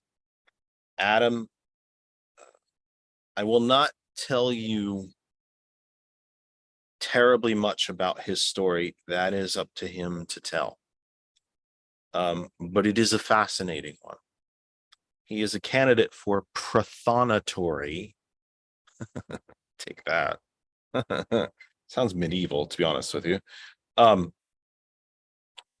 In a county here in Pennsylvania, York County. And he really has a fascinating story. And again, he has a fascinating personal story that I will let him decide how much to tell you. But it really is something special. And he was supposed to be with us tonight and had to cancel because he got strep throat. There's a reason why I don't always have guests in the studio. But he literally got strep throat and couldn't be here. And he was really genuinely bothered and crushed by it and really apologetic and very upset. Did I screw my chance to come on? Am I going to messing up your show? And none of the above. Life happens. We've done this here 1,000 times on this program. Life happens. So, he will be joining us on a different, there's 2 more shows after tonight before election day, or at the end of the election cycle. I have to stop calling it election day because it's election day now. But the end of the cycle, there's 2 more shows before that. So probably on November 5th, he'll be joining us. He's got a really fascinating personal story for a gentleman who's put himself out there to run for office. I think you're going to find it a really compelling story, and a very interesting story. And I think one that actually really highlights, I think, the best among us and the best about us. So when I sent out show announcements, you saw that Mr. Jones was, that Adam David Jones was slated to be a guest of ours. He is not going to be here, but it's because he's sick, not because he quit, gave up, blew us off, anything like that. Although we've had people do that to us before, but not because he just skipped out on us, but because he literally just doesn't feel well. It's kind of hard to do an interview that you need to speak for when you have strep throat. So no harm, no foul. Mr. Jones will be joining us probably November 5th. There's a chance it might be next week, but probably November 5th, which leads me then to say, if you are a candidate for office anywhere in the United States, anywhere, for any local office, county office, judicial office, and any party, you're welcome here. I have spent a profound amount of time asking Republicans to be on this program. I've had a pretty good number of them accept, and then they just kind of never quite make it. I've invited people from the Koch network, and they've accepted, and we've even set dates, and then they just don't come. Now, maybe this is an oversimplification, and if it is, guilty. I'm guilty. But if I'm so wrong about the issues, if I'm so wrong about where I stand on things and about the policies that I believe in, then Republicans should not be afraid to come here and confront me and talk to me and debate me. Tell me I'm wrong. Simple issue is that you can't, but that doesn't mean that you're not welcome to come and try. Because I have also said on this program 1,000 different times that we have to talk to each other. We don't heal the divisions in this country until we talk to each other. So even though it is 7:22, let me just reset the program quickly. This is the Kennedy Effect live for the 22nd of October, 2023. Everywhere we've been shared on Facebook, almost 110, I think, different places. You know what? I'll cheat and I'll look really quick and see how many shares were. Really quick, even though I said I wasn't really good at doing 2 things at once, and I'm not. 100, 105, I think we are total, some in total. somewhere around there, that we've shared to. Thank you for allowing us onto your groups, private, public pages, individual timelines, you name it. Thank you. We couldn't do it without you. That Other Side of Information is our home group Facebook page.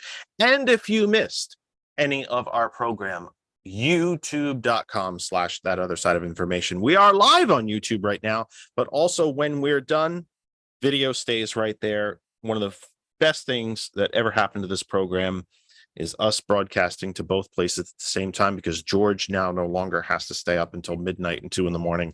converting the video and putting it on YouTube. It just stays there now naturally.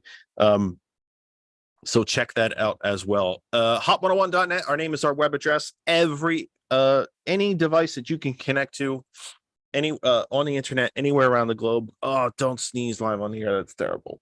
Oh, the itch is up there. Oh, the itch is right there. Please don't sneeze. Oh, it's right there. Terrible. Great radio. Hot101.net, our name is our web address. If you can connect to the internet, you can listen to Hot101.net on any type of device. You can Bluetooth it, of course, into your earbuds, your car, your headsets, speakers. Use the apps, Apple App Store, Google Play Store. Tap, it opens your listening, period. End of story. It's that simple. If you have any other type of device, not an Apple, not an Android, try the TuneIn radio app. Go up to the search bar, type in hot101.net, and you're listening. And of course, you can tell Alexa to play hot101.net and the TCP Media Group. That's us. The PayGive app, the financial transaction app, where you can designate a portion of a percentage portion, same thing, of your financial transaction to go to a cause of your choice. Children's charities, veterans charities, things like the American Cancer Society, Red Cross, and so on and so on and so on. Do it. The PayGive app, you have to buy things. When you buy them, you pay for them. If you have to buy things and pay for them, why not give while you do it? The PayGive app, www.paygive.org. As we have, let me quickly go through the chat as Amanda sits there patiently and get some things. Patricia mentions, going back to when Judge McCaffery was with us, that the TV ads and signs are everywhere. Don't get candidates elected by concerned citizens any more than R&D behind your name on the ballot. Social media does make a mess of this. There's no questions about this. Randall mentions all mail-in ballots here in PA must be in a drop box before 8 p.m. on November 7th. He is correct. Do not mail your ballot anytime after. I personally would say October 30th. Use a drop box. Ashley mentioned, since the other guest had to cancel due to health, do I need Ryan to come on and talk about football? Yeah, duh. Yeah, that was my answer. Just not tonight, but we will.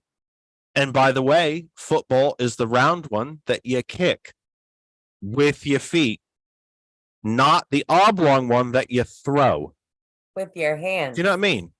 It's football. Okay? Football. Everything that's great and good in this world. Manchester United actually with a big win yesterday, one they desperately needed. I have lost my patience and faith with United to a great extent. I didn't even watch most of the match because I was just waiting for them to choke it away. Yet another. I think they're mid-table. I can look that up quick, but I think they're somewhere around mid-table. There are 20 teams in the English Premier League. I think United somewhere is around mid-table, but they are in the Champions League. I don't think for much longer.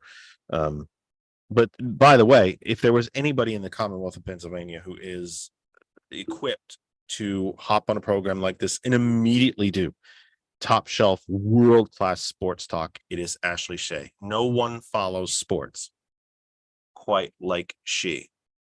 No one. Nobody follows sports quite like that. What else am I missing?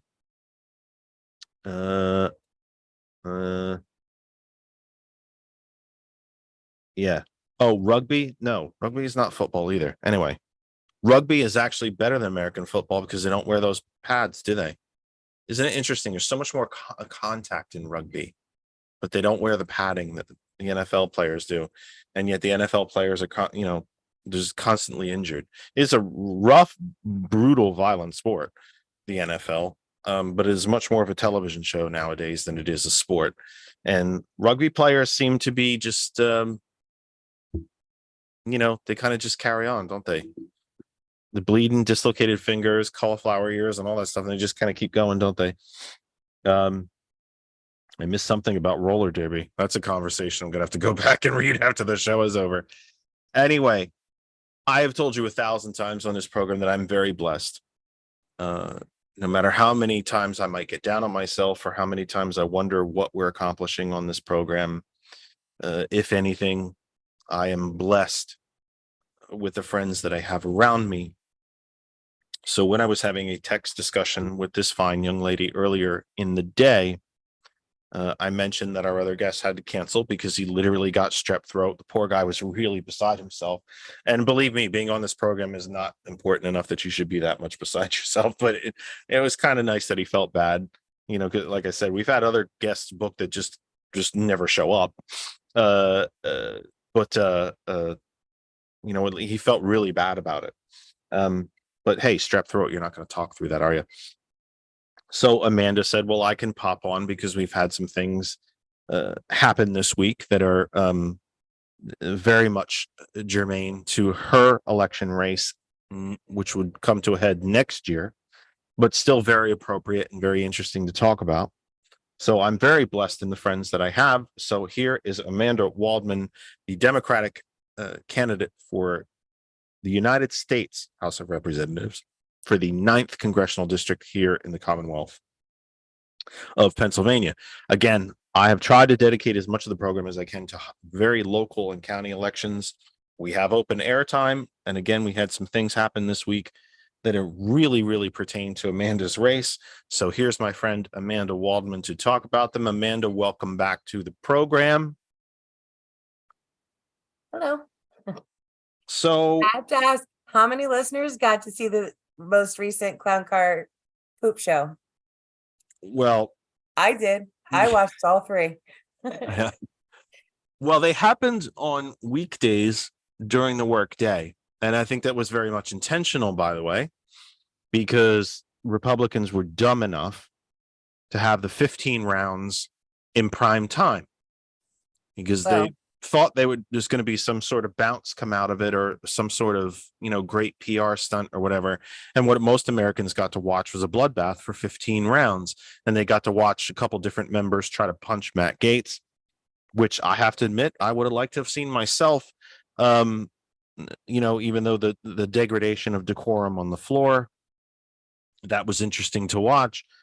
So I think they got a little smarter this time and had these things during business hours when most folks are working for a living while they sit there and do nothing. The worst part of having this during the day, the grocery stores completely overstocked in popcorn. So I was just at the grocery store tonight, and the popcorn shelves are completely full.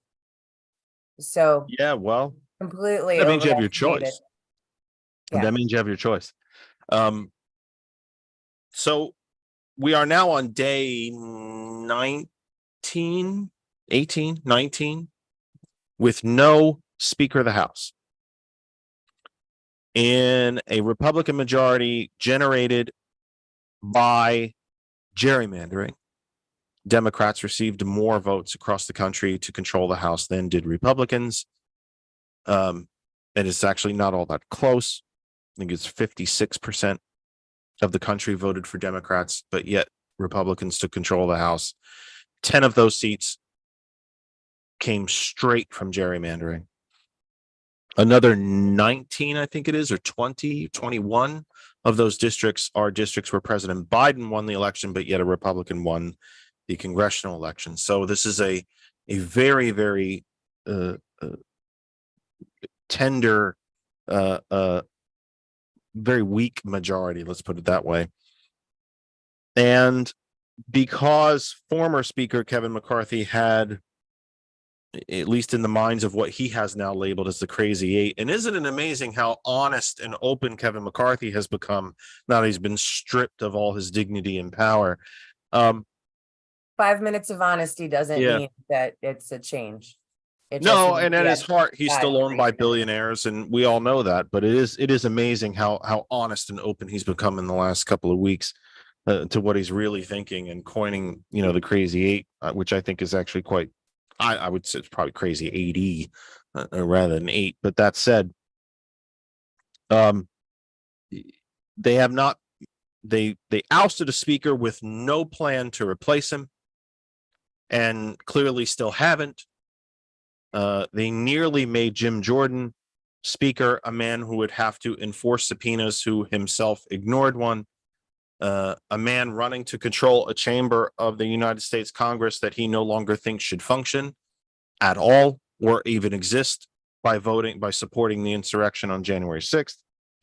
And so a new a new group of candidates has stepped forward to try to become Speaker of the House, one of which is your opponent, Dan Muser, a man of a very, very unintentional and unnatural color.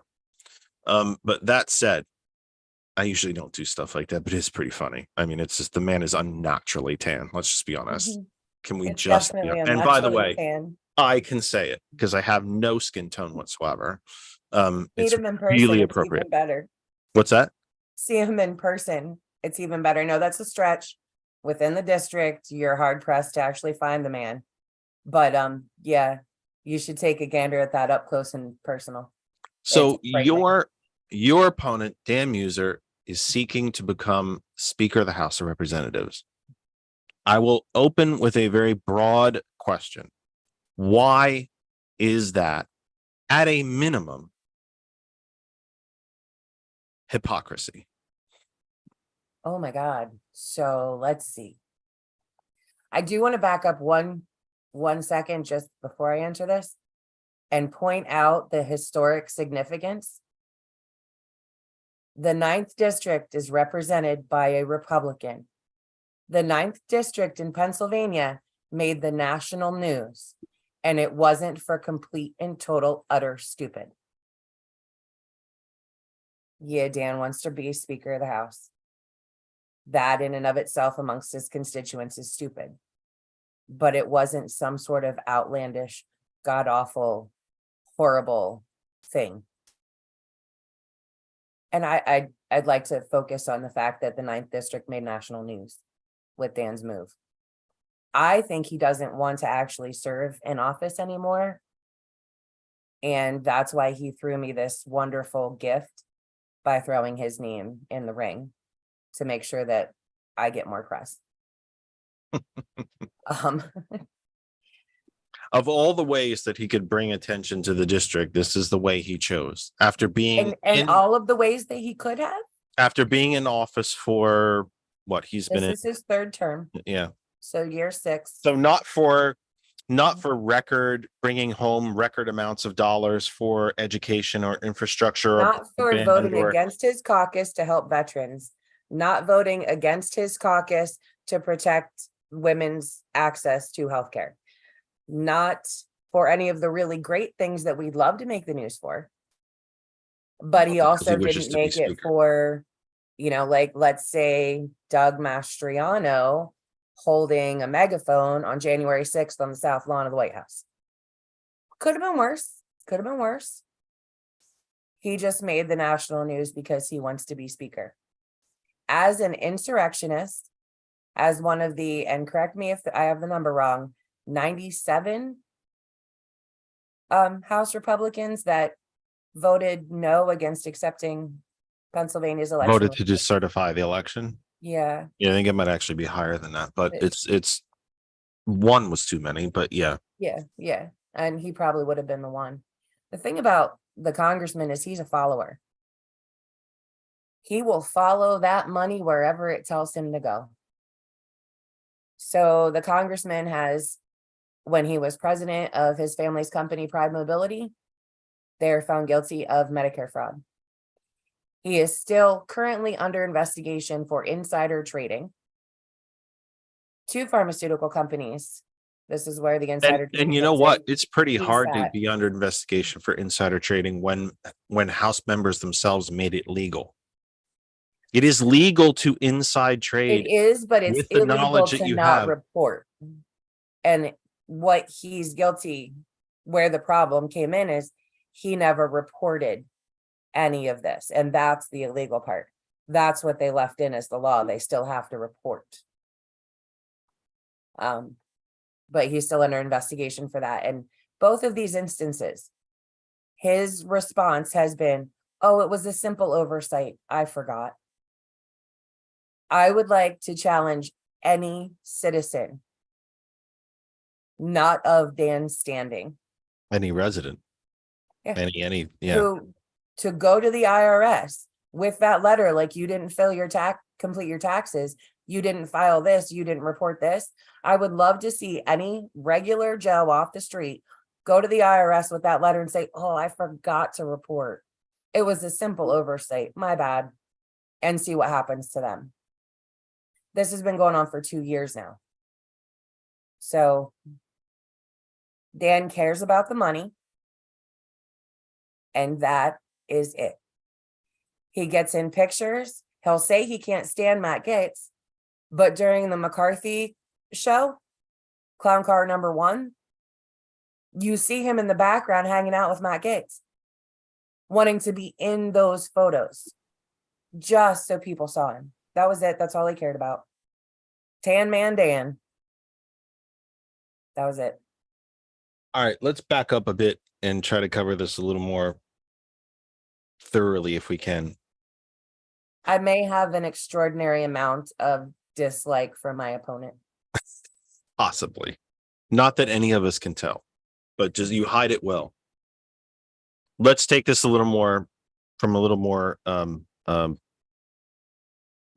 I say very respectfully from a serious point of view. Why is it genuinely, in all seriousness, why is it genuinely at a minimum hypocritical for a man like Dan Muser to seek the speaker's chair and gavel? The congressman, as Speaker of the House,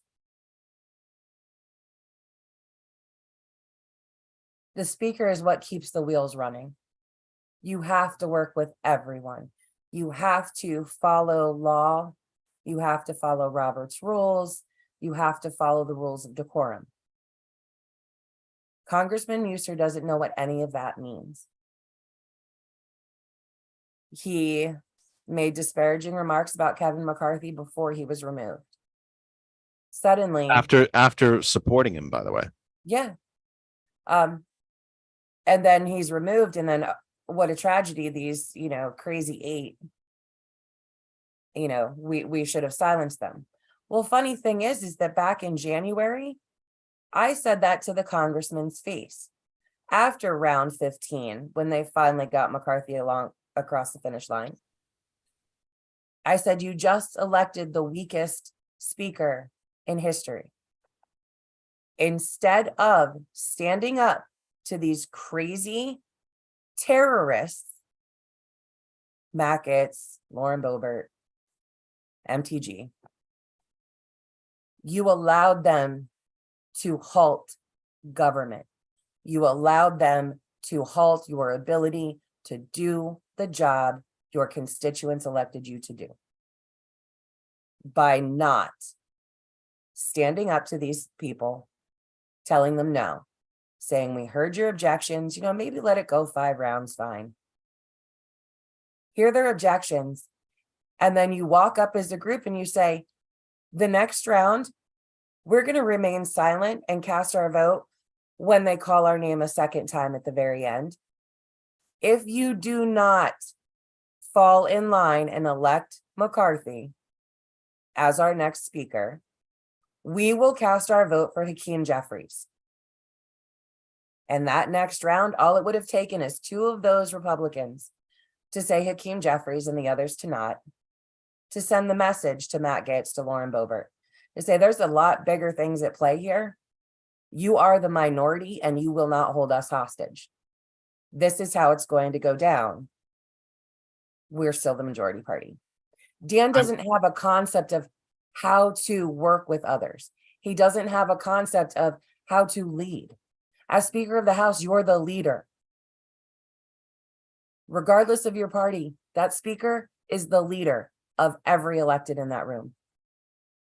You Isn't the control the sheer room, you lead the hypocrisy, room. isn't the sheer hypocrisy of a man who voted to decertify the election, Oh, I'm getting there. This is just the beginning.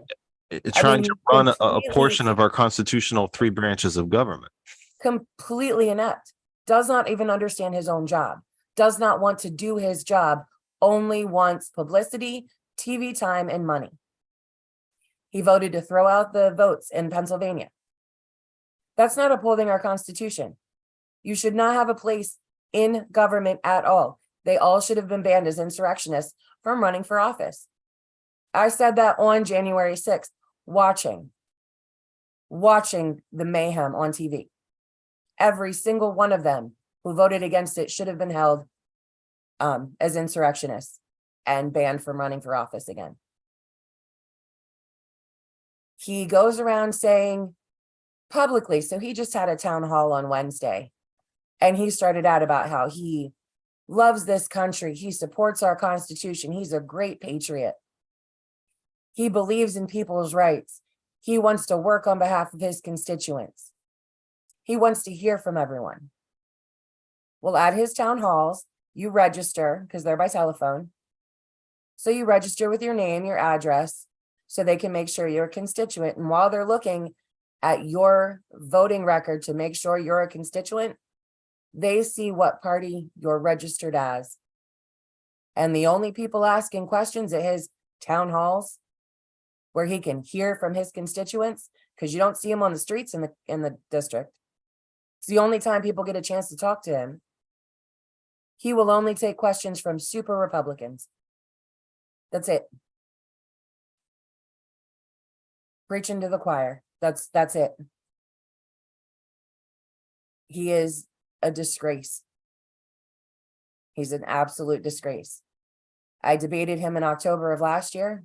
Actually, exactly 1 year ago yesterday. He didn't even know his own voting record. He had no idea what he had voted for.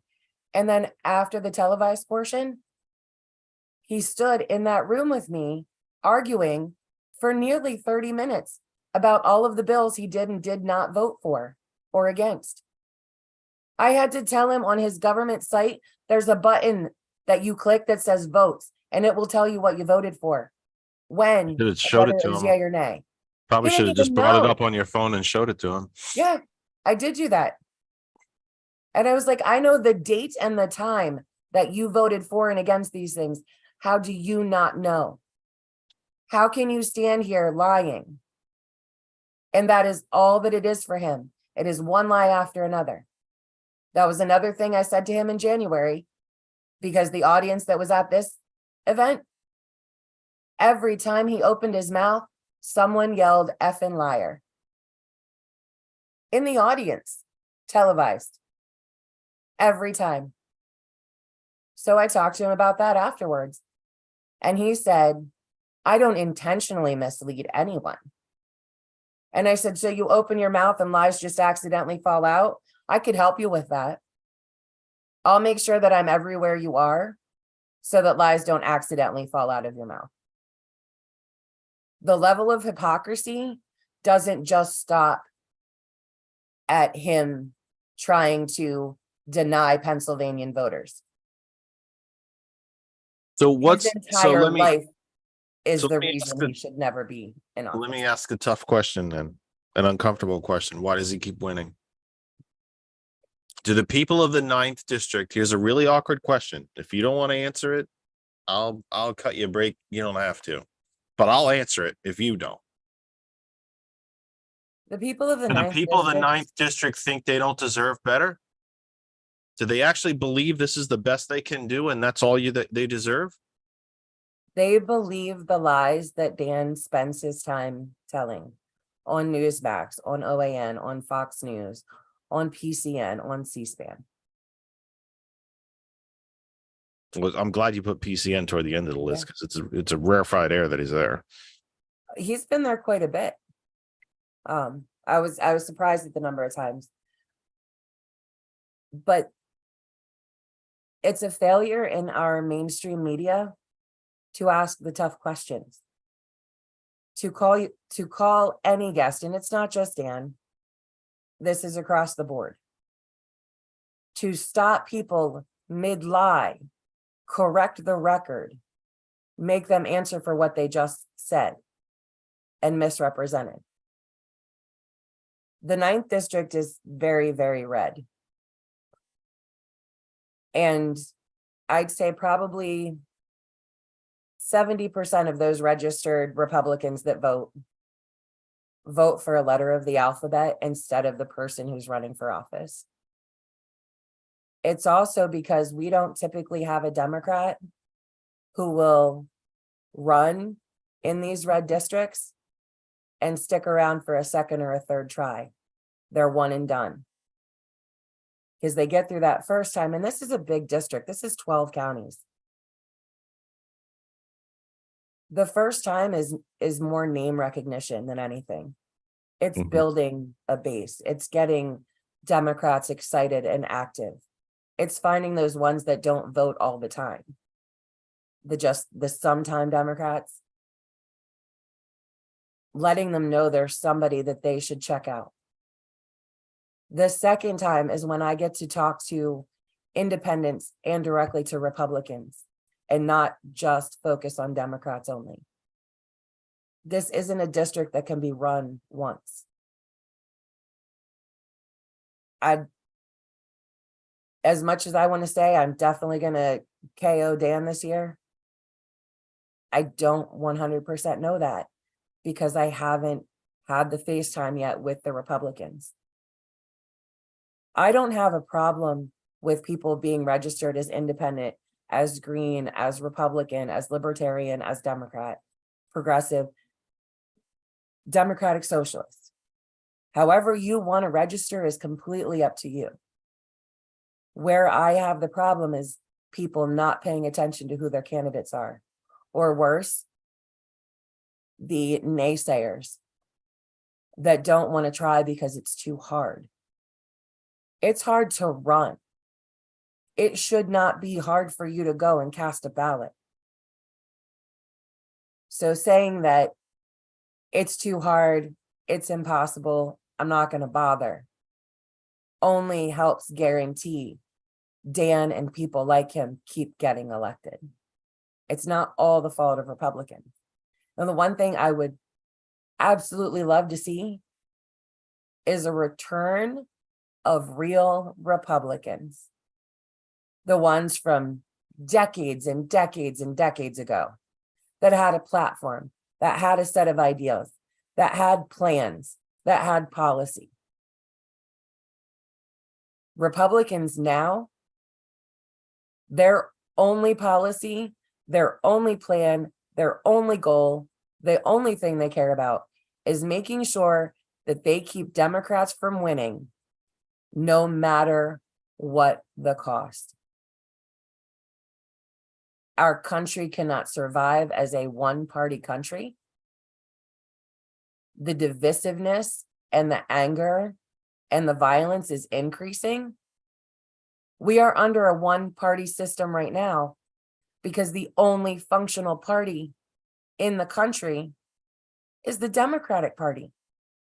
And you and I have gone back and forth. We've known each other many years. I support open primaries. I want independent people, registered independents, to have a voice in who our candidates will be in the primaries. If that had happened in 2016, Donald Trump would never have been the nominee. Imagine what our country could look like if any other Republican had won that primary. Any other Republican. Imagine where we'd be. I can't stand Ted Cruz. Cancun Cruz never should have come back from Cancun. But he wasn't even as vile and disgusting at the time as Donald Trump is. I He would say had he no has- idea how to control language Yeah, I'd or say he has the attitude. same level of Yeah. sense of superiority, and and Yeah. he's just not as outwardly vile. It's inside, but And he wasn't, that's he's not so cocky and self-assured to assume that that kind of vile behavior would have been acceptable to so many.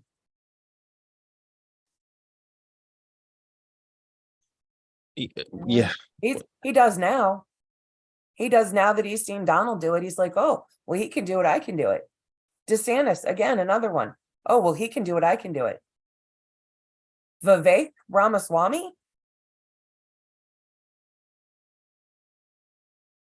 It's funny for him specifically it was the first Republican debate where Mr.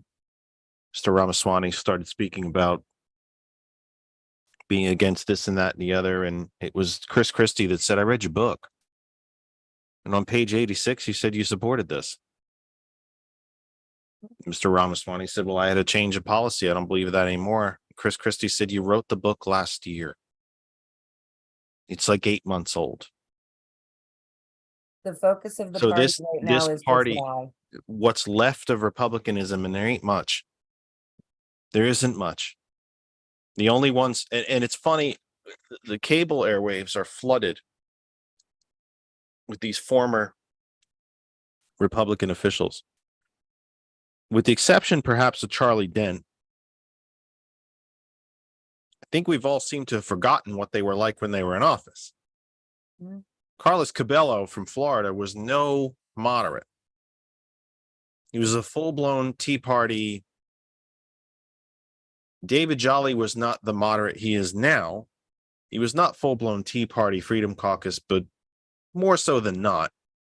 Charlie Dent was a genuine, I think, moderate, even though he never saw a tax cut he didn't like. He had a tax cut for the rich that he didn't like.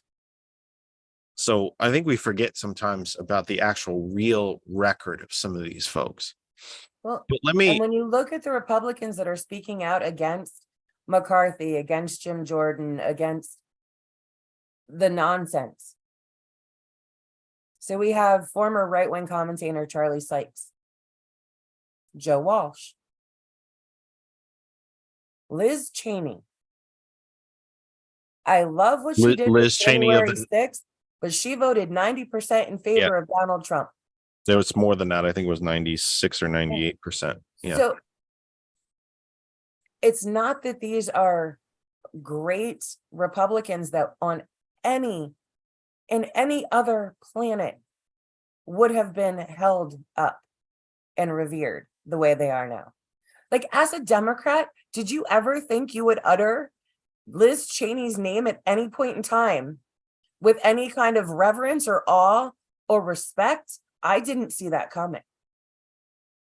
Well, I did not see that I would become ever a very wish low for- bar, hasn't it? It's become an It- extremely low bar. The fact that Did you ever think you'd see yourself wishing for W back in office? Because my God, what an idiot and what horrible things he did.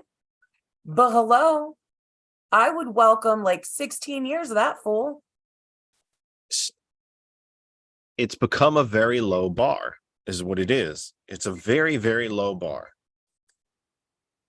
That someone like Liz Cheney, who voted, as you said, I think I have it right because as usual, I'm working from memory. It's either 96 or 98% of the time with the Trump agenda, such as it was. There wasn't really much of one, but such as it was, 98% of the time. But simply because she believed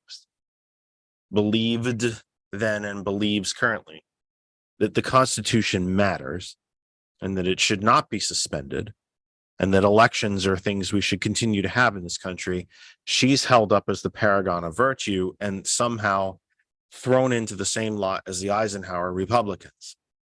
No. Newt He's Gingrich never even met- came out against Jim Jordan. He- Newt flipping Gingrich. He's looking for TV time. He was Jim Jordan. But he still said common sense. because Well, that common gives- sense for us. Because Which the is more shocking. he says that, in these conservative only media circles, the more hits he gets, the more bookings he gets, the more chances he gets to talk. I just mentioned to Kristen earlier today, because I saw the clip that you're talking about. That man was ousted as speaker over 20 years ago. No, almost 30 years ago. And he still hasn't left Washington. That's disgusting. But Republicans still home. look up to him.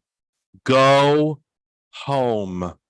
You're not in office anymore. You haven't been in office for almost 30 years. Go home. That man what- can't find the hell with his own district. He can't What would have find worked better Georgia for on a him? map. Go home now. You're done. And for him to sit there and chastise and criticize and take shots at Jim Jordan, you were Jim Jordan. There wouldn't be a Jim Jordan if it But wasn't for you. That's how much worse Started Jim so much of Jordan this is. crap. But Jeff, he didn't have to go against Jim Jordan. He could have joined the crazy and been like, Jim Jordan's the next guy. But he is the crazy. He does it for clicks and for TV appearances. That's how he makes money. The only point I'm trying to make, the only place Republicans are getting their information is right-wing news media. That's it. I can't even call it news, right-wing entertainment. Right. He did not have to go against Jim Jordan. That's a shock to Republican ears. That's why he keeps getting more clicks.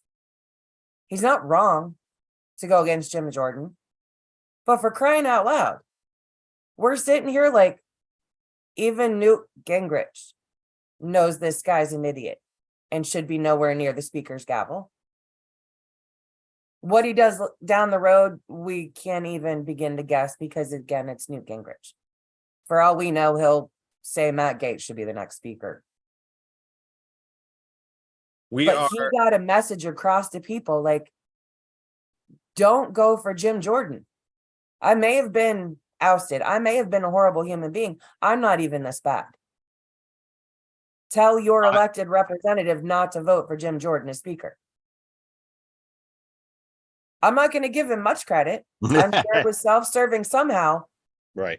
But not enough voices are speaking on the right, saying these things out loud to the voters.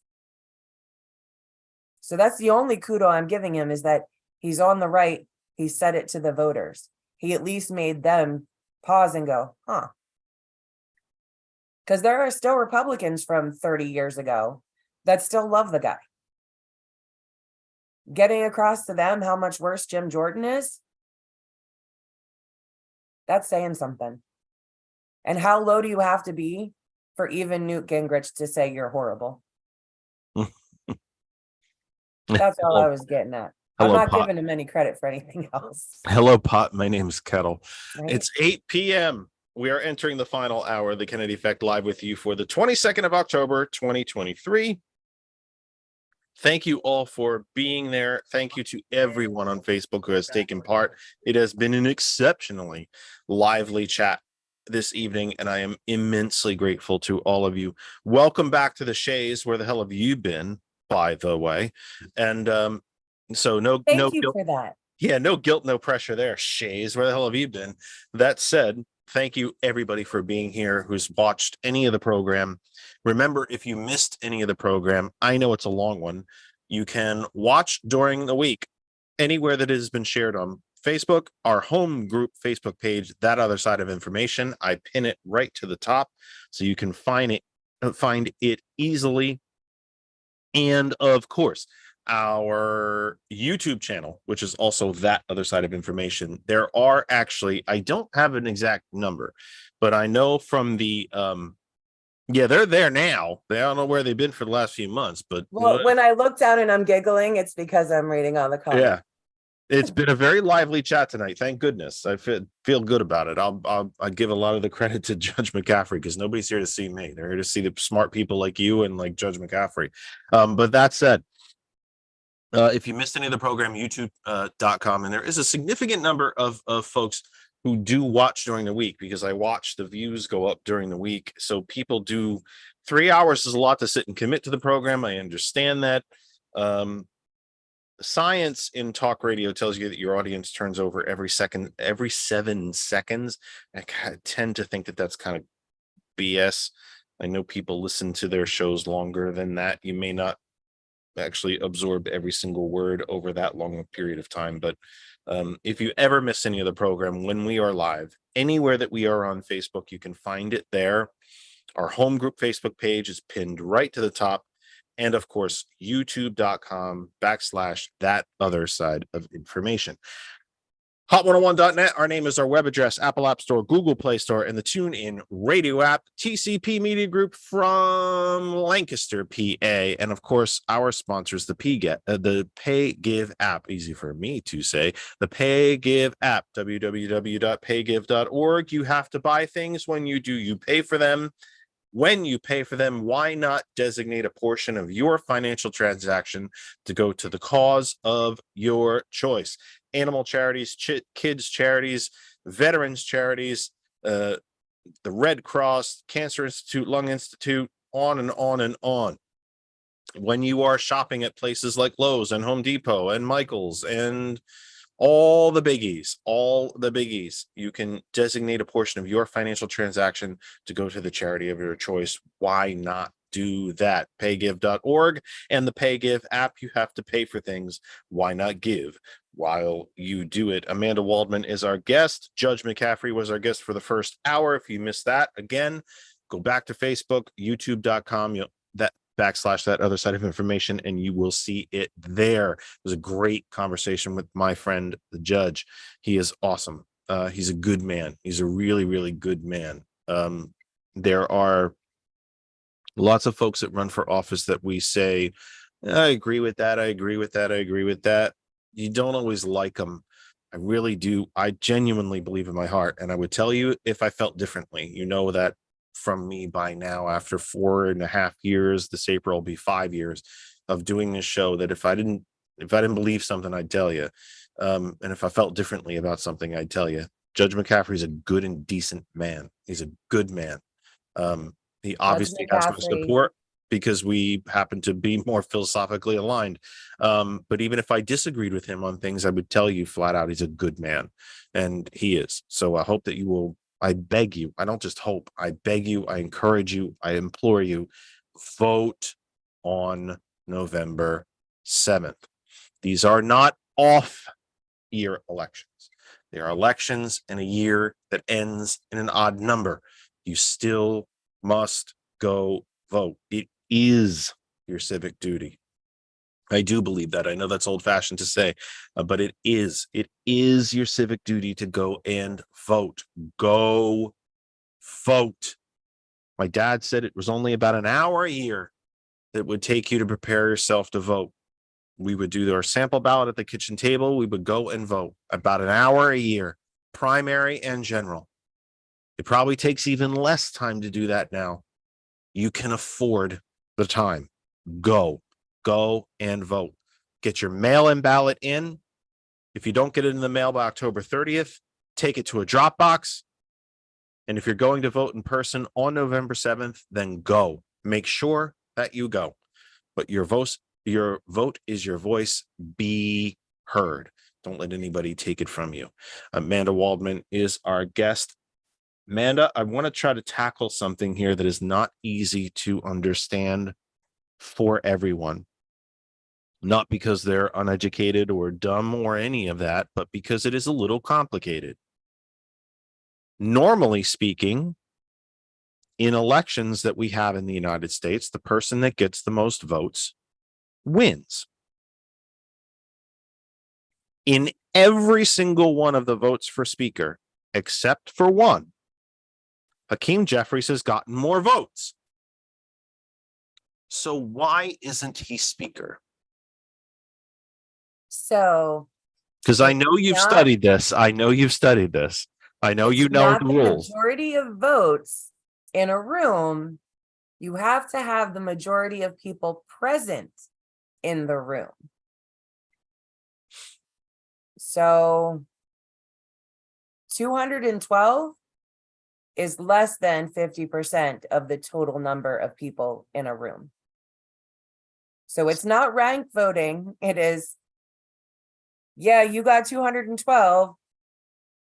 Knucklehead got 210, So I but saw, then there are these 30 other votes for somebody different who's not either of those two candidates. okay, so if you were running for anything, school board, chair of your municipal Democratic committee, dog catcher, Congress, anything, and there were Lord. 8 different types of candidates on the general election ballot, and you received the most votes, you would win.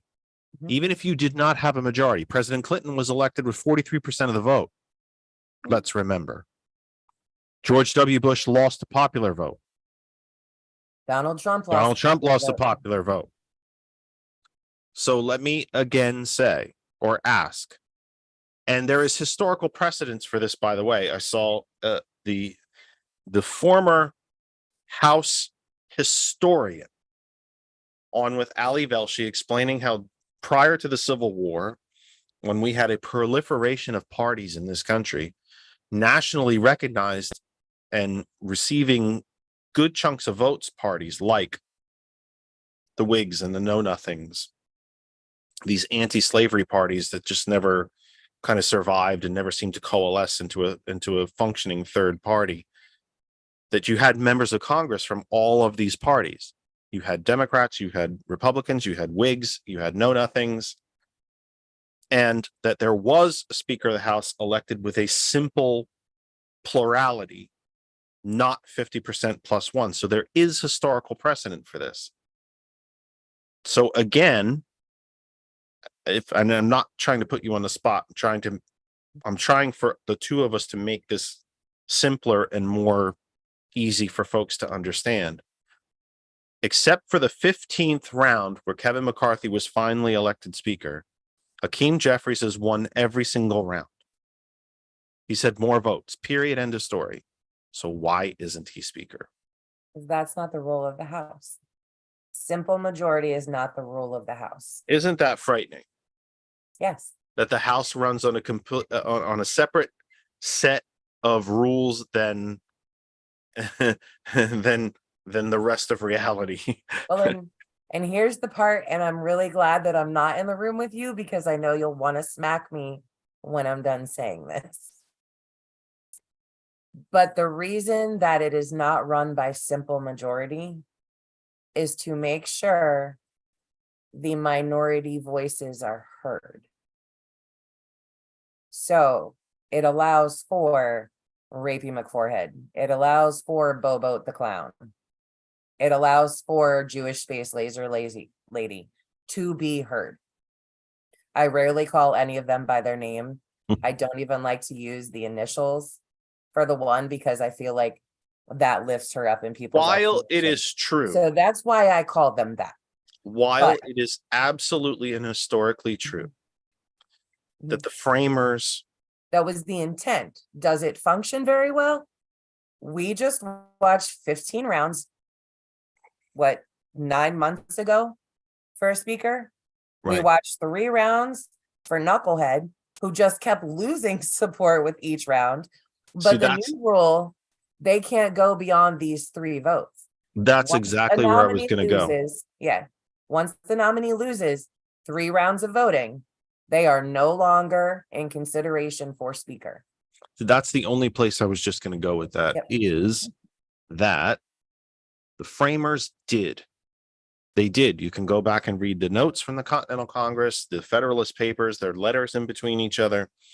They did ingrain in this American experiment a protection for the minority, that the minority would be heard, that the minority had a voice, that the minority was necessary in the governing process. What they did not inculcate in the Constitution is that the minority would rule. Isn't that where we are now? Well, and what's funny is that when you talk about the current House and you say the word minority, people assume you're talking about the Democrats. But Right. when you break out the factions within the Republican Party House right now, The Democrats are actually in the majority, and the different factions of Republicans are two minority groups that came together more like a parliamentary system would be. Mhm. They're all registered Rs, but they're not all Republican. And this has enabled a small group of homegrown terrorists, because that's what they are.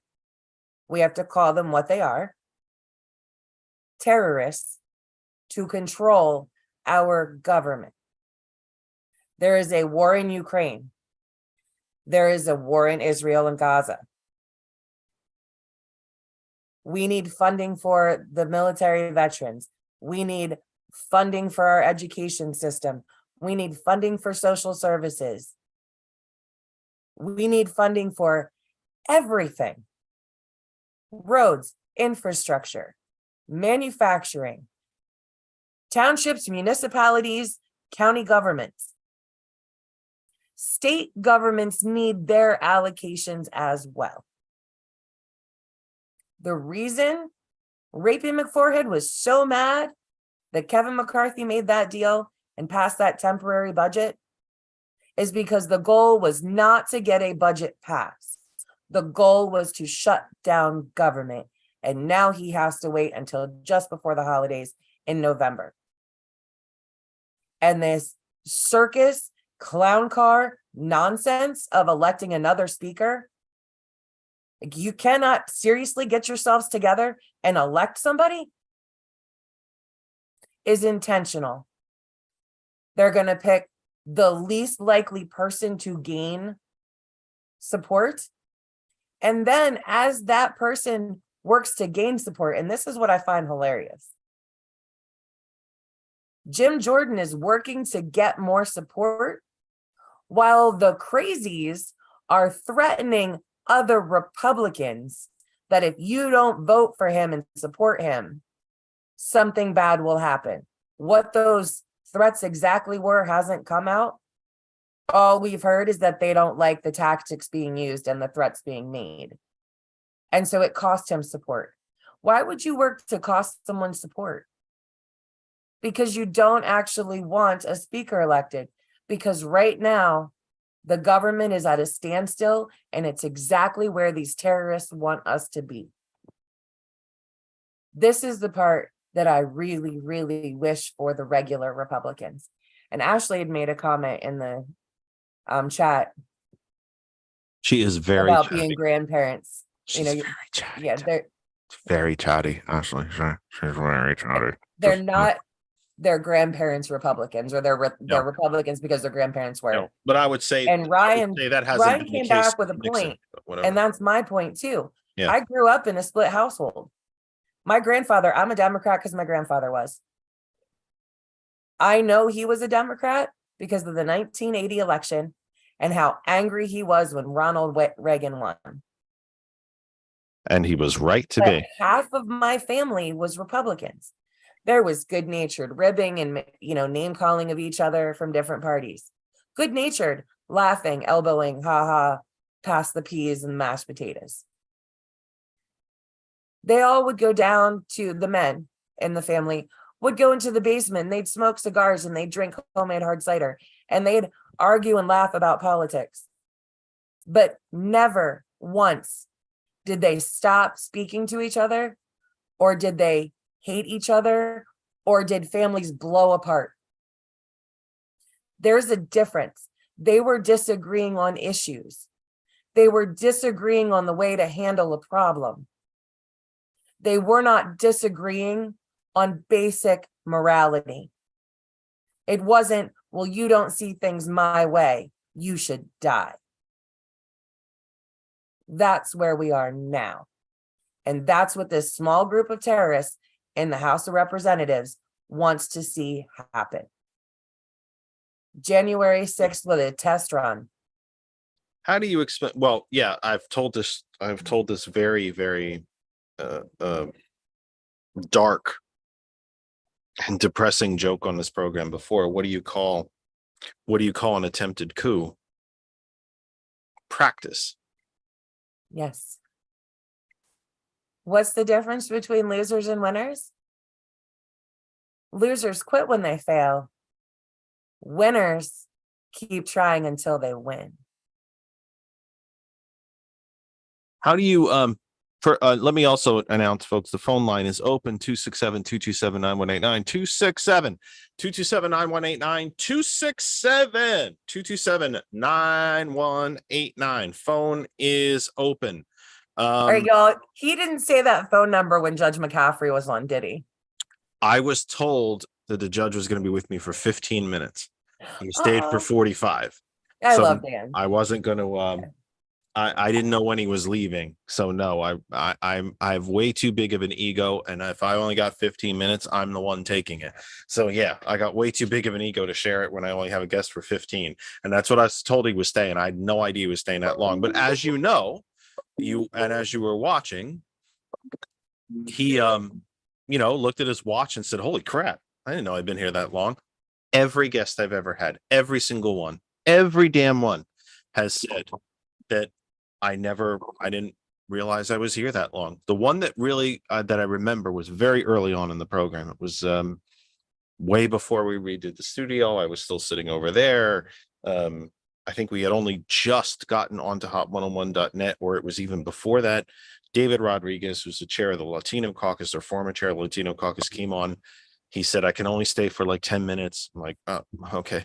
And then I did my top of the hour reset. He had been there for 3 hours, and he goes, "Wait, what? How long have I been here?" I said, "Yeah, 3 hours. We're in the final hour of the program." "No way. I feel like I've been here about 10 minutes. I'm like, "Yeah, it's kind of how it goes." So yeah. But anyway, Randall, hello, sir. Hey, Randall. Hello, Jeff. How are you? And actually, thank you for coming on at the last minute. And Oh, man. Jeff, if I didn't have an incredible House member, Mary Gay Scanlon, representing me, I would say move down here to Delco and run down here. But thanks.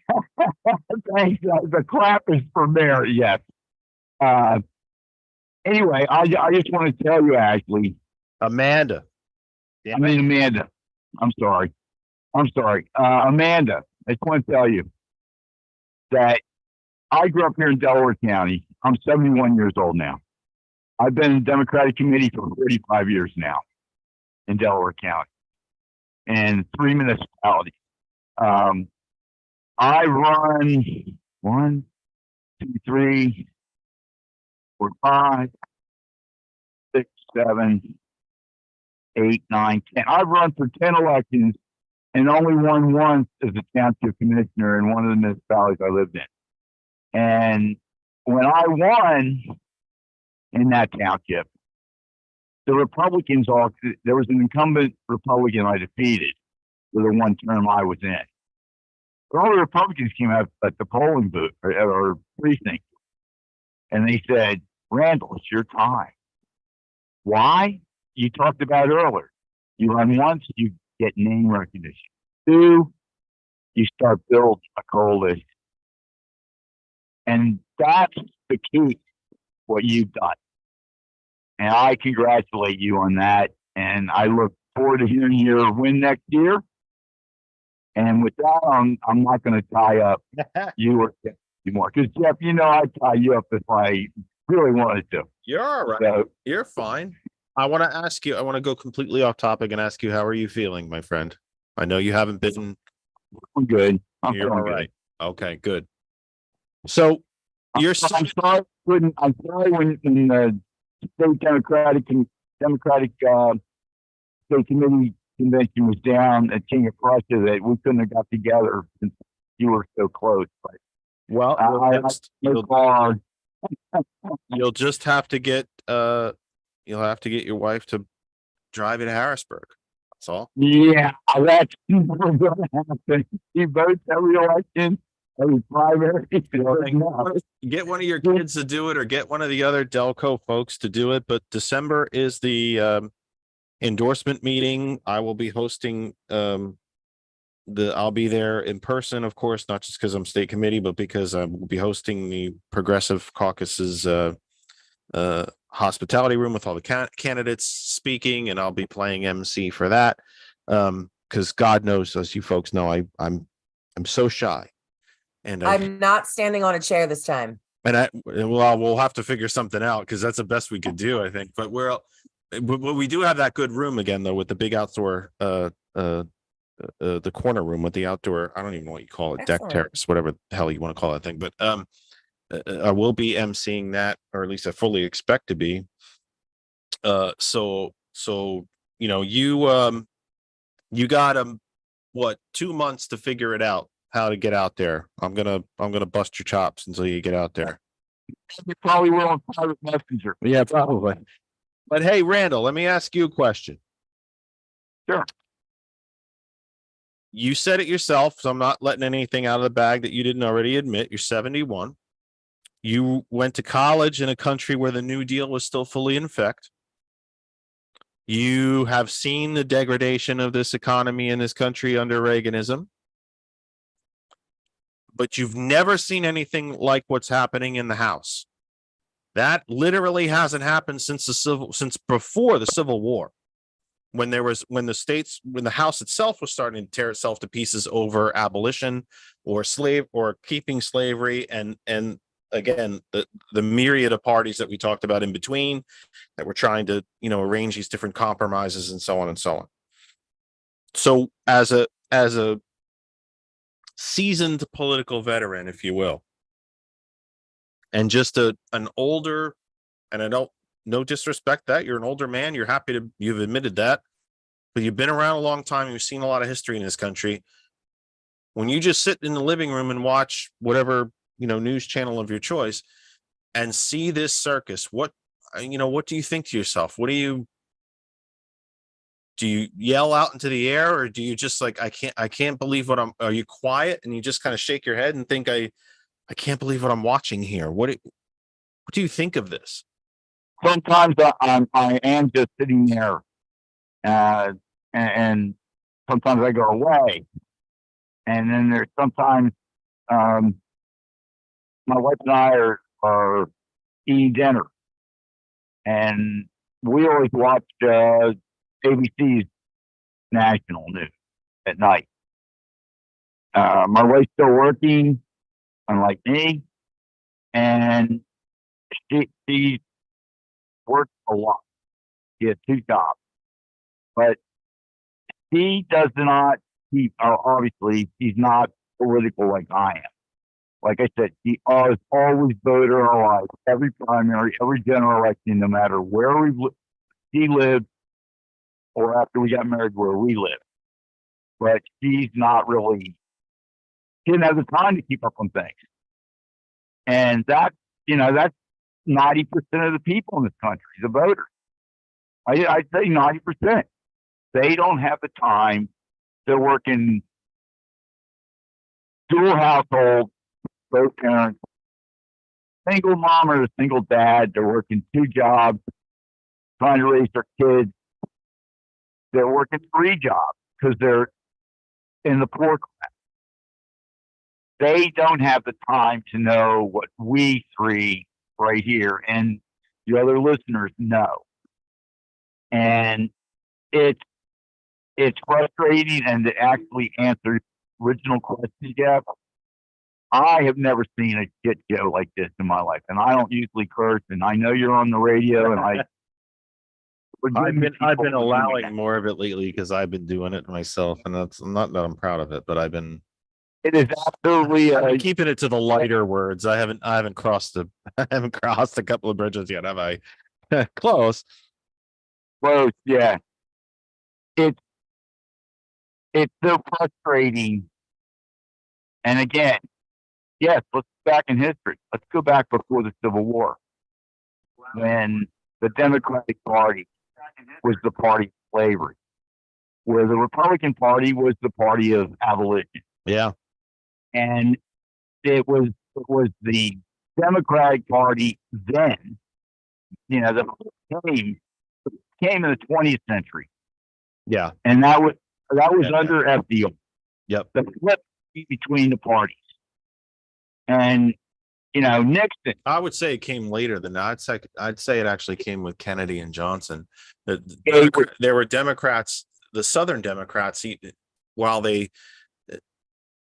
some of them supported the New Deal, some of them fought the New Deal because they knew that quote unquote every American would benefit from it, and they didn't want people of color benefiting from it. You had Southern Democrats that were fighting the integration of the military. But that's splitting hairs a little bit. I understand your greater point is spot on. I certainly understand that the parties have flipped, and they have the Republicans were the abolition party. They were the party for civil rights and voting rights, and it has flipped. And I think it flipped. I think on the Democrat side, where we moved away from, Jim Crow and so on, was really, I think you're right. I think some of the seeds began with Roosevelt, but I think that final transformation began in the 60s. But I would also say that the Republican change began, honestly, I think the Republican change began a bit during the New Deal as well, because the New Deal was higher taxes on rich people and corporations, and it was very tight regulation on the banking and insurance industries, and that money was going back into the hands of the 99%. We didn't refer to it that way as the 1 and the 99 back in those days, but we know in hindsight that's basically what we're talking about, the 1 and the 99. And that money was going from the 1 to the 99, and they didn't like that. So they had to buy themselves a party. So they did. Republicans have traditionally, even when they were an abolitionist party, they have been the party of big business and the party of the rich. It's been that way for a very long time.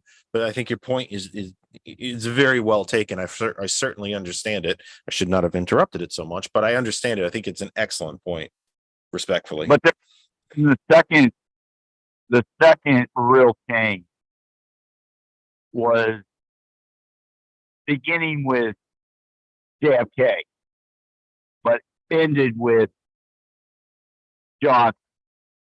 And the that Civil was, Rights Act, the Voting Rights Act, absolutely. And it goes, but if it wasn't for moderate Republicans in the North and in the Midwest, and yes, in the Plain State, if it wasn't for moderate Republicans voting to support those acts, we would not be where we are today to have those laws on the book. But when the Southern strategy under Nixon was brought to rotation, and then what's the word I'm looking for? Find out by Reagan, the Southern strategy, that we can get Republicans in the South to vote across the board for us. Yep. And that was her second downfall in America. It began under Nixon, but it was really fine-tuned under Reagan. And we got Reaganism. We got the tax cuts in 1982. Yep. And got the top from then on, every cut for the rich has been more and more and more and more. And the Democratic presidents we've had, they've all been moderate. They've been too much big business, in my opinion, including Obama. They gave too much. When we were in the Great Recession, it was one thing to bail out the 3 big car manufacturers in this country. It was a totally different thing after he was actually sworn in as president. It was, and there was the majority in the House and majority in the Senate. It was actually a different thing to get even more billions, and back then it was billions, not trillions, to help the common person in America. And let's remember, government made money on this. Yes. The federal government made money. To pay interest On- back. You did. on- They had to pay the loan. They had to pay the interest back. Yes. Yeah, so they made money on that, but it is to sit back and see that the change, especially from I'm having this same conversation in the chat actually with Ashley, that and I've said it again, I've said this on the program before, every time I have a younger person on, a younger voter on, that I am so heartened, I'm so uplifted and optimistic, and I'm not optimistic about damn near anything. Irish. Optimistic when young people post Reagan, young people, even post 2000 young people who don't know a nation other than one that is austerity and trickle down and shaming of poor people and breaking unions and shipping, no manufacturing. It's entirely service economy, and on and on and on. When these young folks, largely of their own doing, because we don't teach civics and government anymore, or certainly don't teach it the way we used to be, and the federal government no longer even mandates it, that when they have taken this step back and said something's wrong here, that this society no longer has a fundamental fairness to it, and that they're fighting it every step of the way, it gives me great hope. It gives me great hope. And I hope, and I continue to hope that it continues to get that way. And that, because it's younger folks, it's first time voters and 20 somethings and 30 somethings that are going to take a district like the 9th, look at Mr. Muser and say, you know what? Sorry, not good enough. Not good enough. We deserve better. And districts like Mr. Perry's, and districts like Glenn Thompson's, and the man who constantly holds himself up as this self-appointed Eisenhower moderate Republican, Brian Fitzpatrick, who voted for Jim Jordan twice.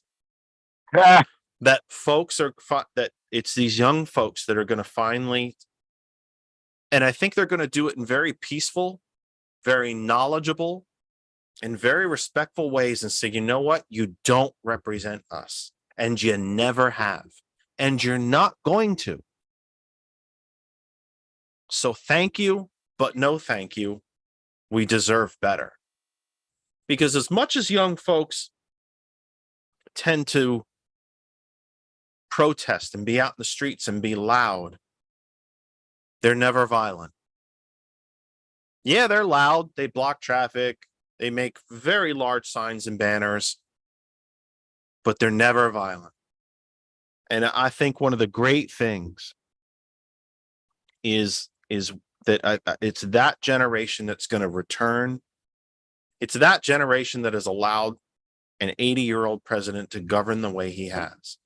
It is this generation that's going to return this country back to anything like we saw during the economic justice that we saw during the New Deal.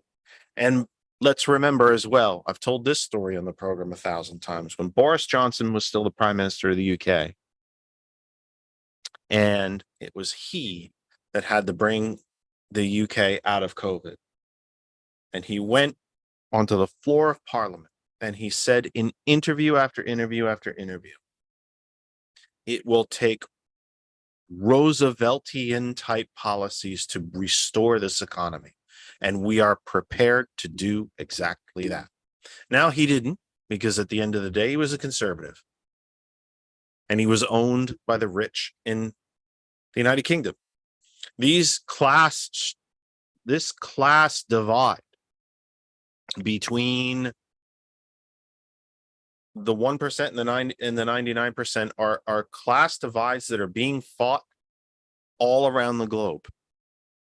the Western European democracies are not spared this. The UK has privatized some train lines. They privatized a province of the National Health Service as a quote unquote experiment. It has failed miserably, by the way.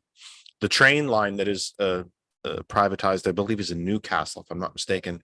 It is consistently broke down and doesn't run on time compared to the rest of the system, which is owned by the government. The folks in this privatized section of the NHS cannot access their own hospital because they can't afford it. And costs there have skyrocketed. The government doesn't want to pay for it. So that means folks get denied care. But my point is, these struggles are happening around the globe. And it's this generation that I think is going to end up making the real difference and really making substantive and long lasting change. And that change is not going to be change for change's sake. It's not going to be, I don't think, even, brand new sort of, completely different sort of things, but a return to what we know works. And it's a very special thing when a generation can look back into its own history and say, hey, that's pretty good. That seems so much more fair. Why aren't we doing this? Can I ask the It's a two of very you a special question? thing. Can I ask a question of you and of Randall? You ask Randall a question. I'm here every week. How do you, I'd like to see us return, I put this in the chat, the Facebook one. Seeing our minimum wage re-index to inflation. I love to hear the Reaganite argument that, oh, if we did that, inflation would skyrocket. But before we unindex the two, inflation stayed low because CEOs, while they still didn't really want to pay their employees more money, they knew if they raised the price of goods, they had to raise the price or what they were paying the wages for their employees. So we didn't have CEOs making 200 and some %. So my question is, do you think there's a way we can get back to that? Well, yes, the absolute way is that we par inflation once again with minimum wage. We need to par more even for Social Security. I'm on Social Security. And I'm looking at, only a 3.5% increase next year, 2024. That's not going to cut it. If you are retired, if you're an elder, if you're a senior citizen in this country, what are your three biggest expenses? Healthcare, food, energy for your home, taxes. That it's not enough for a senior citizen. Keep on security. And it's definitely not enough for a minimum wage. I mean, we're here we are today, and PA still is just the national. $7.25 minimum wage. That's absolutely asinine. Like, I could work 5 jobs and I couldn't even get in 1 bedroom efficiency because it's costing now $1,000. A room. You want to rent a room from somebody's house? $1,000 a month. No. So Thank you for bringing that up. well, this also feeds into the Medicare and Medicaid and Social Security are going to be bankrupt. Why would they be bankrupt if it's a percentage of our income that goes to pay for it? Oh, because the cost of everything has increased while minimum wage has stayed stagnant. Minimum wage is stagnant. The amount we pay into the system is stagnant and cannot meet rising healthcare costs. And let's remember, common flipping sense. So how do we get back to it? Let's remember 2 things. Senator Sanders has talked about this ad infinitum. The Progressive Caucus in the House has brought this up ad infinitum. The cap on Social Security tax came from Reaganism. There was no cap on Social Security tax. Now, the cap actually is indexed to inflation. So now it's roughly around 142,000. Every dollar that you make above 142,000, and I might not be exact on that, folks. Please don't hold. It might be 137. I'm not 100%. I'm in that. No, it's in that area though. So every dollar that you make over 142,000 is no longer subject to Social Security tax. If we lifted the tax, Social Security would be solvent for at a minimum another century, probably more. And let us take. I know it's become a cliche. I'm not a big fan of cliches, but sometimes things become cliches because they're true. It's kind of like stereotypes, you know? Angry Irish guys and like we all like Guinness. We do. Let's just be honest, okay? That said, Seattle, which has a majority Democratic Socialist city council, raised the city minimum wage to $15 an hour before it was popular. Right? They probably did that about a decade ago, I think.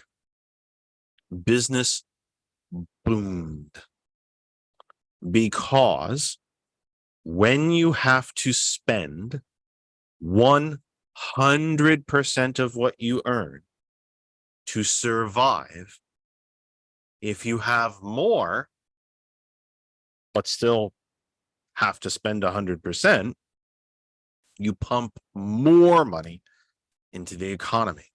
An economy runs on the constant turnover of dollars. Amanda works a job. 70% of the economy is 70% consumerist. Right, which is too high, by the way. Which is too high. In a service economy, it's dependent. Service economies are dependent almost entirely on consumerism. When you have a manufacturing economy, you can rely more on exports. We used to be the highest exporting country in the globe when Reagan took office. We were the largest importers when he left. In just 8 years, we became that. When you are a service economy, you are highly dependent on consumerism. Randall, you're 100% correct. And for everybody out there, Randall is 100% correct.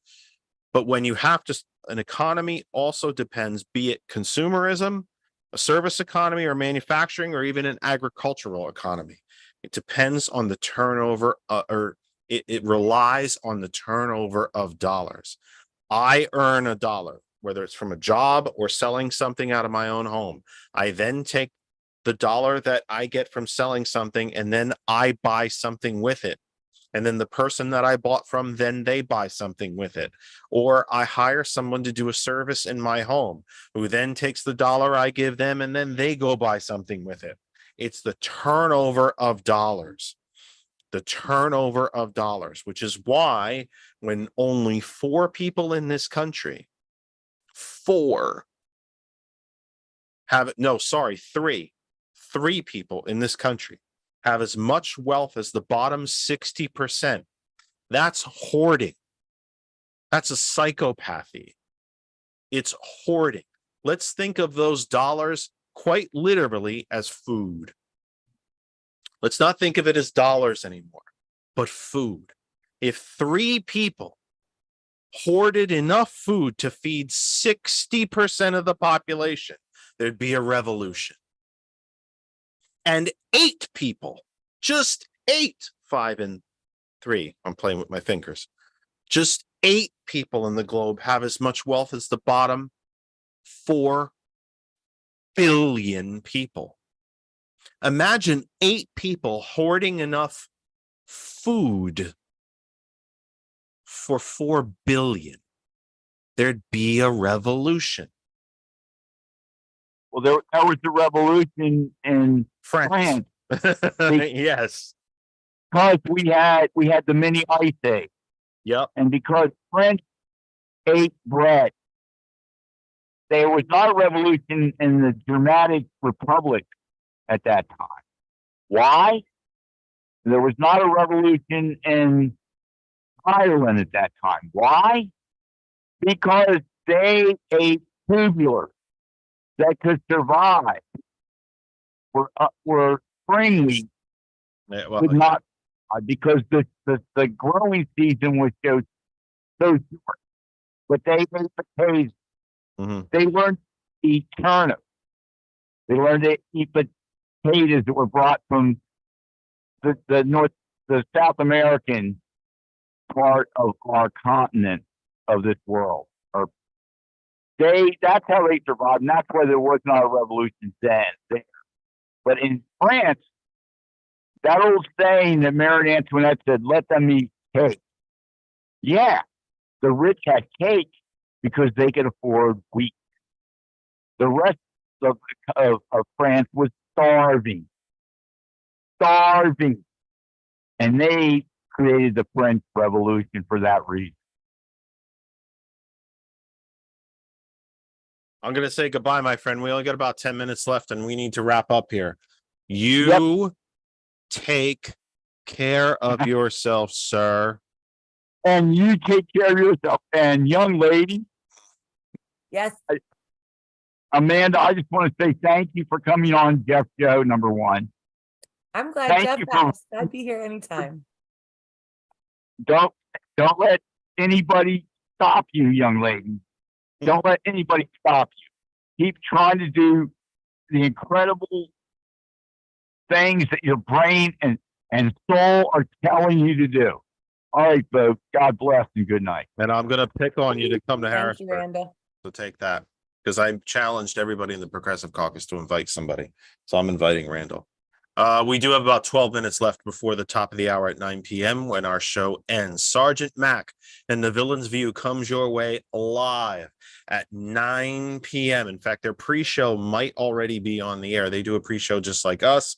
They get their technical bits sorted out. They get their program shared everywhere that it's supposed to be. But all that said, he might even be on now, I'm not sure, but he goes live with the proper beginning of the program right at 9 p.m. or the formal beginning, I shouldn't say proper, the formal beginning of his program right from 9 p.m. live on hot101.net. You can find him on our home group page, that other side of information as well. And if I knew how to share it to YouTube, I would, but I don't. But you can find him on TikTok. You can find him all over the place. He's a huge social media following. I was very proud of myself, stupidly. Let me see if I can find it. I think I am all the way up to, this is going to be very hilarious. I'm all the way up to 369 TikTok followers. This old boring white dude. Sergeant Mac has about 1.1 million. So he is all over the place. So you can find him this evening right after us in just about 10 minutes on hot101.net and our home group Facebook page, that other side of information. Amanda, you are always, you're just an awesome human being, especially for jumping in here so late when you could have taken gone to bed early or had a quiet Sunday night and you jumped in here anyway. No, I can't do those things, Jeff. Yeah. No, Amanda doesn't do a lot of quiet. Amanda does not do a lot of quiet. I don't have time. But before I chit chat with George for a little bit and before we wrap up for the week, just anything else that you want to throw out and, just take the floor and fill it up for a little bit, and I'll chat with George and we'll say goodnight to everybody and hand it off to Sergeant Mac. This is going to be a hard thing for most people to believe, but there are old school Republicans who want their party back. Befriend them. Tell them they have an option. I am not some strange, weird unicorn called a Democratic or a Democratic Reaganite, I think is what someone called me. Oh, Reagan And I was Democrat? like, I don't think it there's a was lot of actually a them left reporter either. misquoting my story Yeah. about my grandfather. And I was like, that doesn't exist. It doesn't exist. You're not going to find a Democrat that supports Ronald Reagan. I'm not going to lie. I don't think anymore. There There was a are- significant number of Reagan Democrats. They led Reagan to victory over against President Carter. I don't think there's a lot of them left, though. I don't think it exists now, though. I mean, that's Yeah, not I a don't think thing. so either. It's not a thing. I don't think so either. But let them know. Let these Republicans know, the ones that want their party back, they have a choice. There is a candidate running in the 9th district that just wants to do the job for all of the people, including the Republicans, including the independents, the libertarians. I even want to do the job for the group of people that call themselves the Patriots and say I should be shot because I'm a Democrat. I still want to go do the work. Right now, if you look at the mess we're in, there is only one party in House right now that wants to do the work. I want to do the work. I want to listen to constituents. I'm not going to have the telephone town halls so people can call in, register, and I can vet them and say, oh, only super Democrats can talk to me, because I don't actually want to hear from anyone else. I don't want anyone to challenge my decision. I don't want to actually hear how awful what I do is hurting someone, which is what they have now with Dan Muser. I want to do the work, and I don't care what party you're registered with. I'm not trying to convert you. I'm trying to get you to see you have an option. You can elect a rich, greedy politician, or you can elect a poor, working class, single mom, public servant who understands the job at hand. That's all I think. Just send as much support as you can. I don't take time off. I don't have downtime. I was sick here just after last state committee and could not go out. I had 2 weeks where I was just kind of bedbound. I was like, this is terrible. I have so much work piling up, but I couldn't do it. You can still hear it in my voice. I'm a little weird. There's a little hoarse, not only a tiny bit. It's better than it was. Come here. So I might have that, another. that was might the have a first late time in a guest. couple years that I've had downtime. No. Where's the kitty? He's right down here. He's I'm trying to peek in your screen as if I'm gonna He's see not- your cat. look, I've said this a lot about Guy, the cat. He's not the sharpest tool in the shed, Oh, but he knows I want to pick him up. So he's staying just out of reach. It's something about he doesn't like being on camera. It's very strange. He does come up here and he wanders around my feet and so on. And I worked from home on Thursday and he was all over up here. He did not appreciate the fact that I was just in this office, not paying it, and I was home, but not paying any attention to him. So he came in here all over the place. He knocked a wire, and there's another monitor over here that I had from work, and it flickered. And I'm like, you got to get out of here. You're getting in the wires. So he went out in the hall and threw up all over the place to oh. teach me a lesson. Now he was just over here, and I was going to scoop him up, and I think he knew it. So he took off. Something about, but Thank you for that makes having it- me on, Jeff. what's that? Always, Thanks. always. You're always welcome here. You're always welcome here. You don't need an invitation. You're always welcome here. Sadly, more of the program is guest less than not. It didn't used to be that way. It seems to, the longer we go, the more people that watch and the more people that listen, and it seems to consistently grow, even if it only is in microns. It seems to be harder and harder to get people to come and visit us. So you're always welcome here.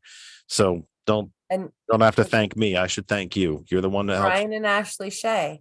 I know I can Oh, what direct the hell? message you guys, No. but I'm still waiting for lunch or Ooh, dinner, coffee. the gauntlet has been thrown.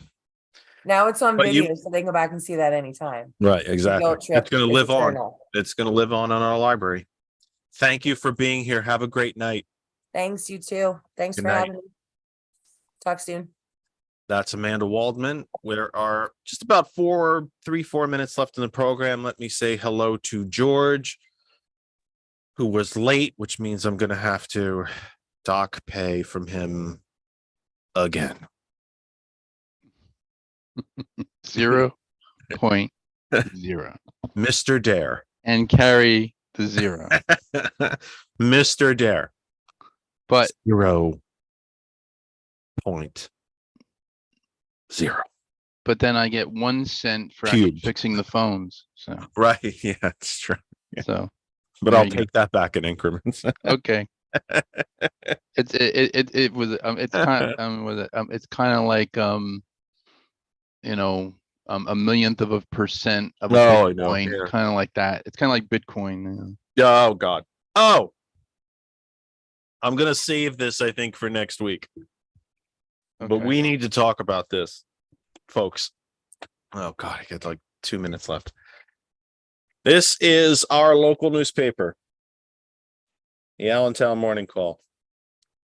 This right here. Let this be a preview. We can talk about this next week. Power plant seeks okay to burn tires. Hmm. The energy produced at the Panther Creek Power Station will be used to mine Bitcoins. Hmm. How does one mine something that doesn't exist? A Carbon County power plant's plans to burn old tires to fuel Bitcoin mining operations is leaving activists and some county residents worried about cancer and climate change causing pollutions. No shit. Because if you burned a tire in your backyard, you wouldn't worry about that black smoke, would you? Yeah. We'll we need talk more about carbon this next tetrachloride. We will talk about this next week. We get at Music Fest, we signed up for an actual subscription to an actual real newspaper. So we get the Sunday morning call every week. And this, I usually forget about it. I find something in there that I want to talk to you all about, and then I forget. I'm not forgetting about this one because this is everything that is wrong with capitalism. Everything in one little article. And God bless the Morning Call for putting it right on the front page. So we're just at 9:59. Let me say thank you to, first off, the PayGive app, our sponsor, paygive.org. You have to buy things. When you do, you pay for them. Why not give while you do it? For everybody at TCP and for everyone at hot101.net, DJ Lex, DJ Earl, Chino, Waterboy, everybody at hot101.net, to all of my former work family at Ashley Furniture who is listening tonight. We miss you terribly. For everybody at the TCP Media Group, for George and Lynn Dare, for April Riddick, and of course for Kristen, Daisy, and Guy downstairs. I am Jeff Kennedy. That's about all the damage we can do. We will return live next week. 22 and 7 is 29, the 29th of October at 6 p.m. Eastern Time. The Villain's View with Sergeant Max starts right now.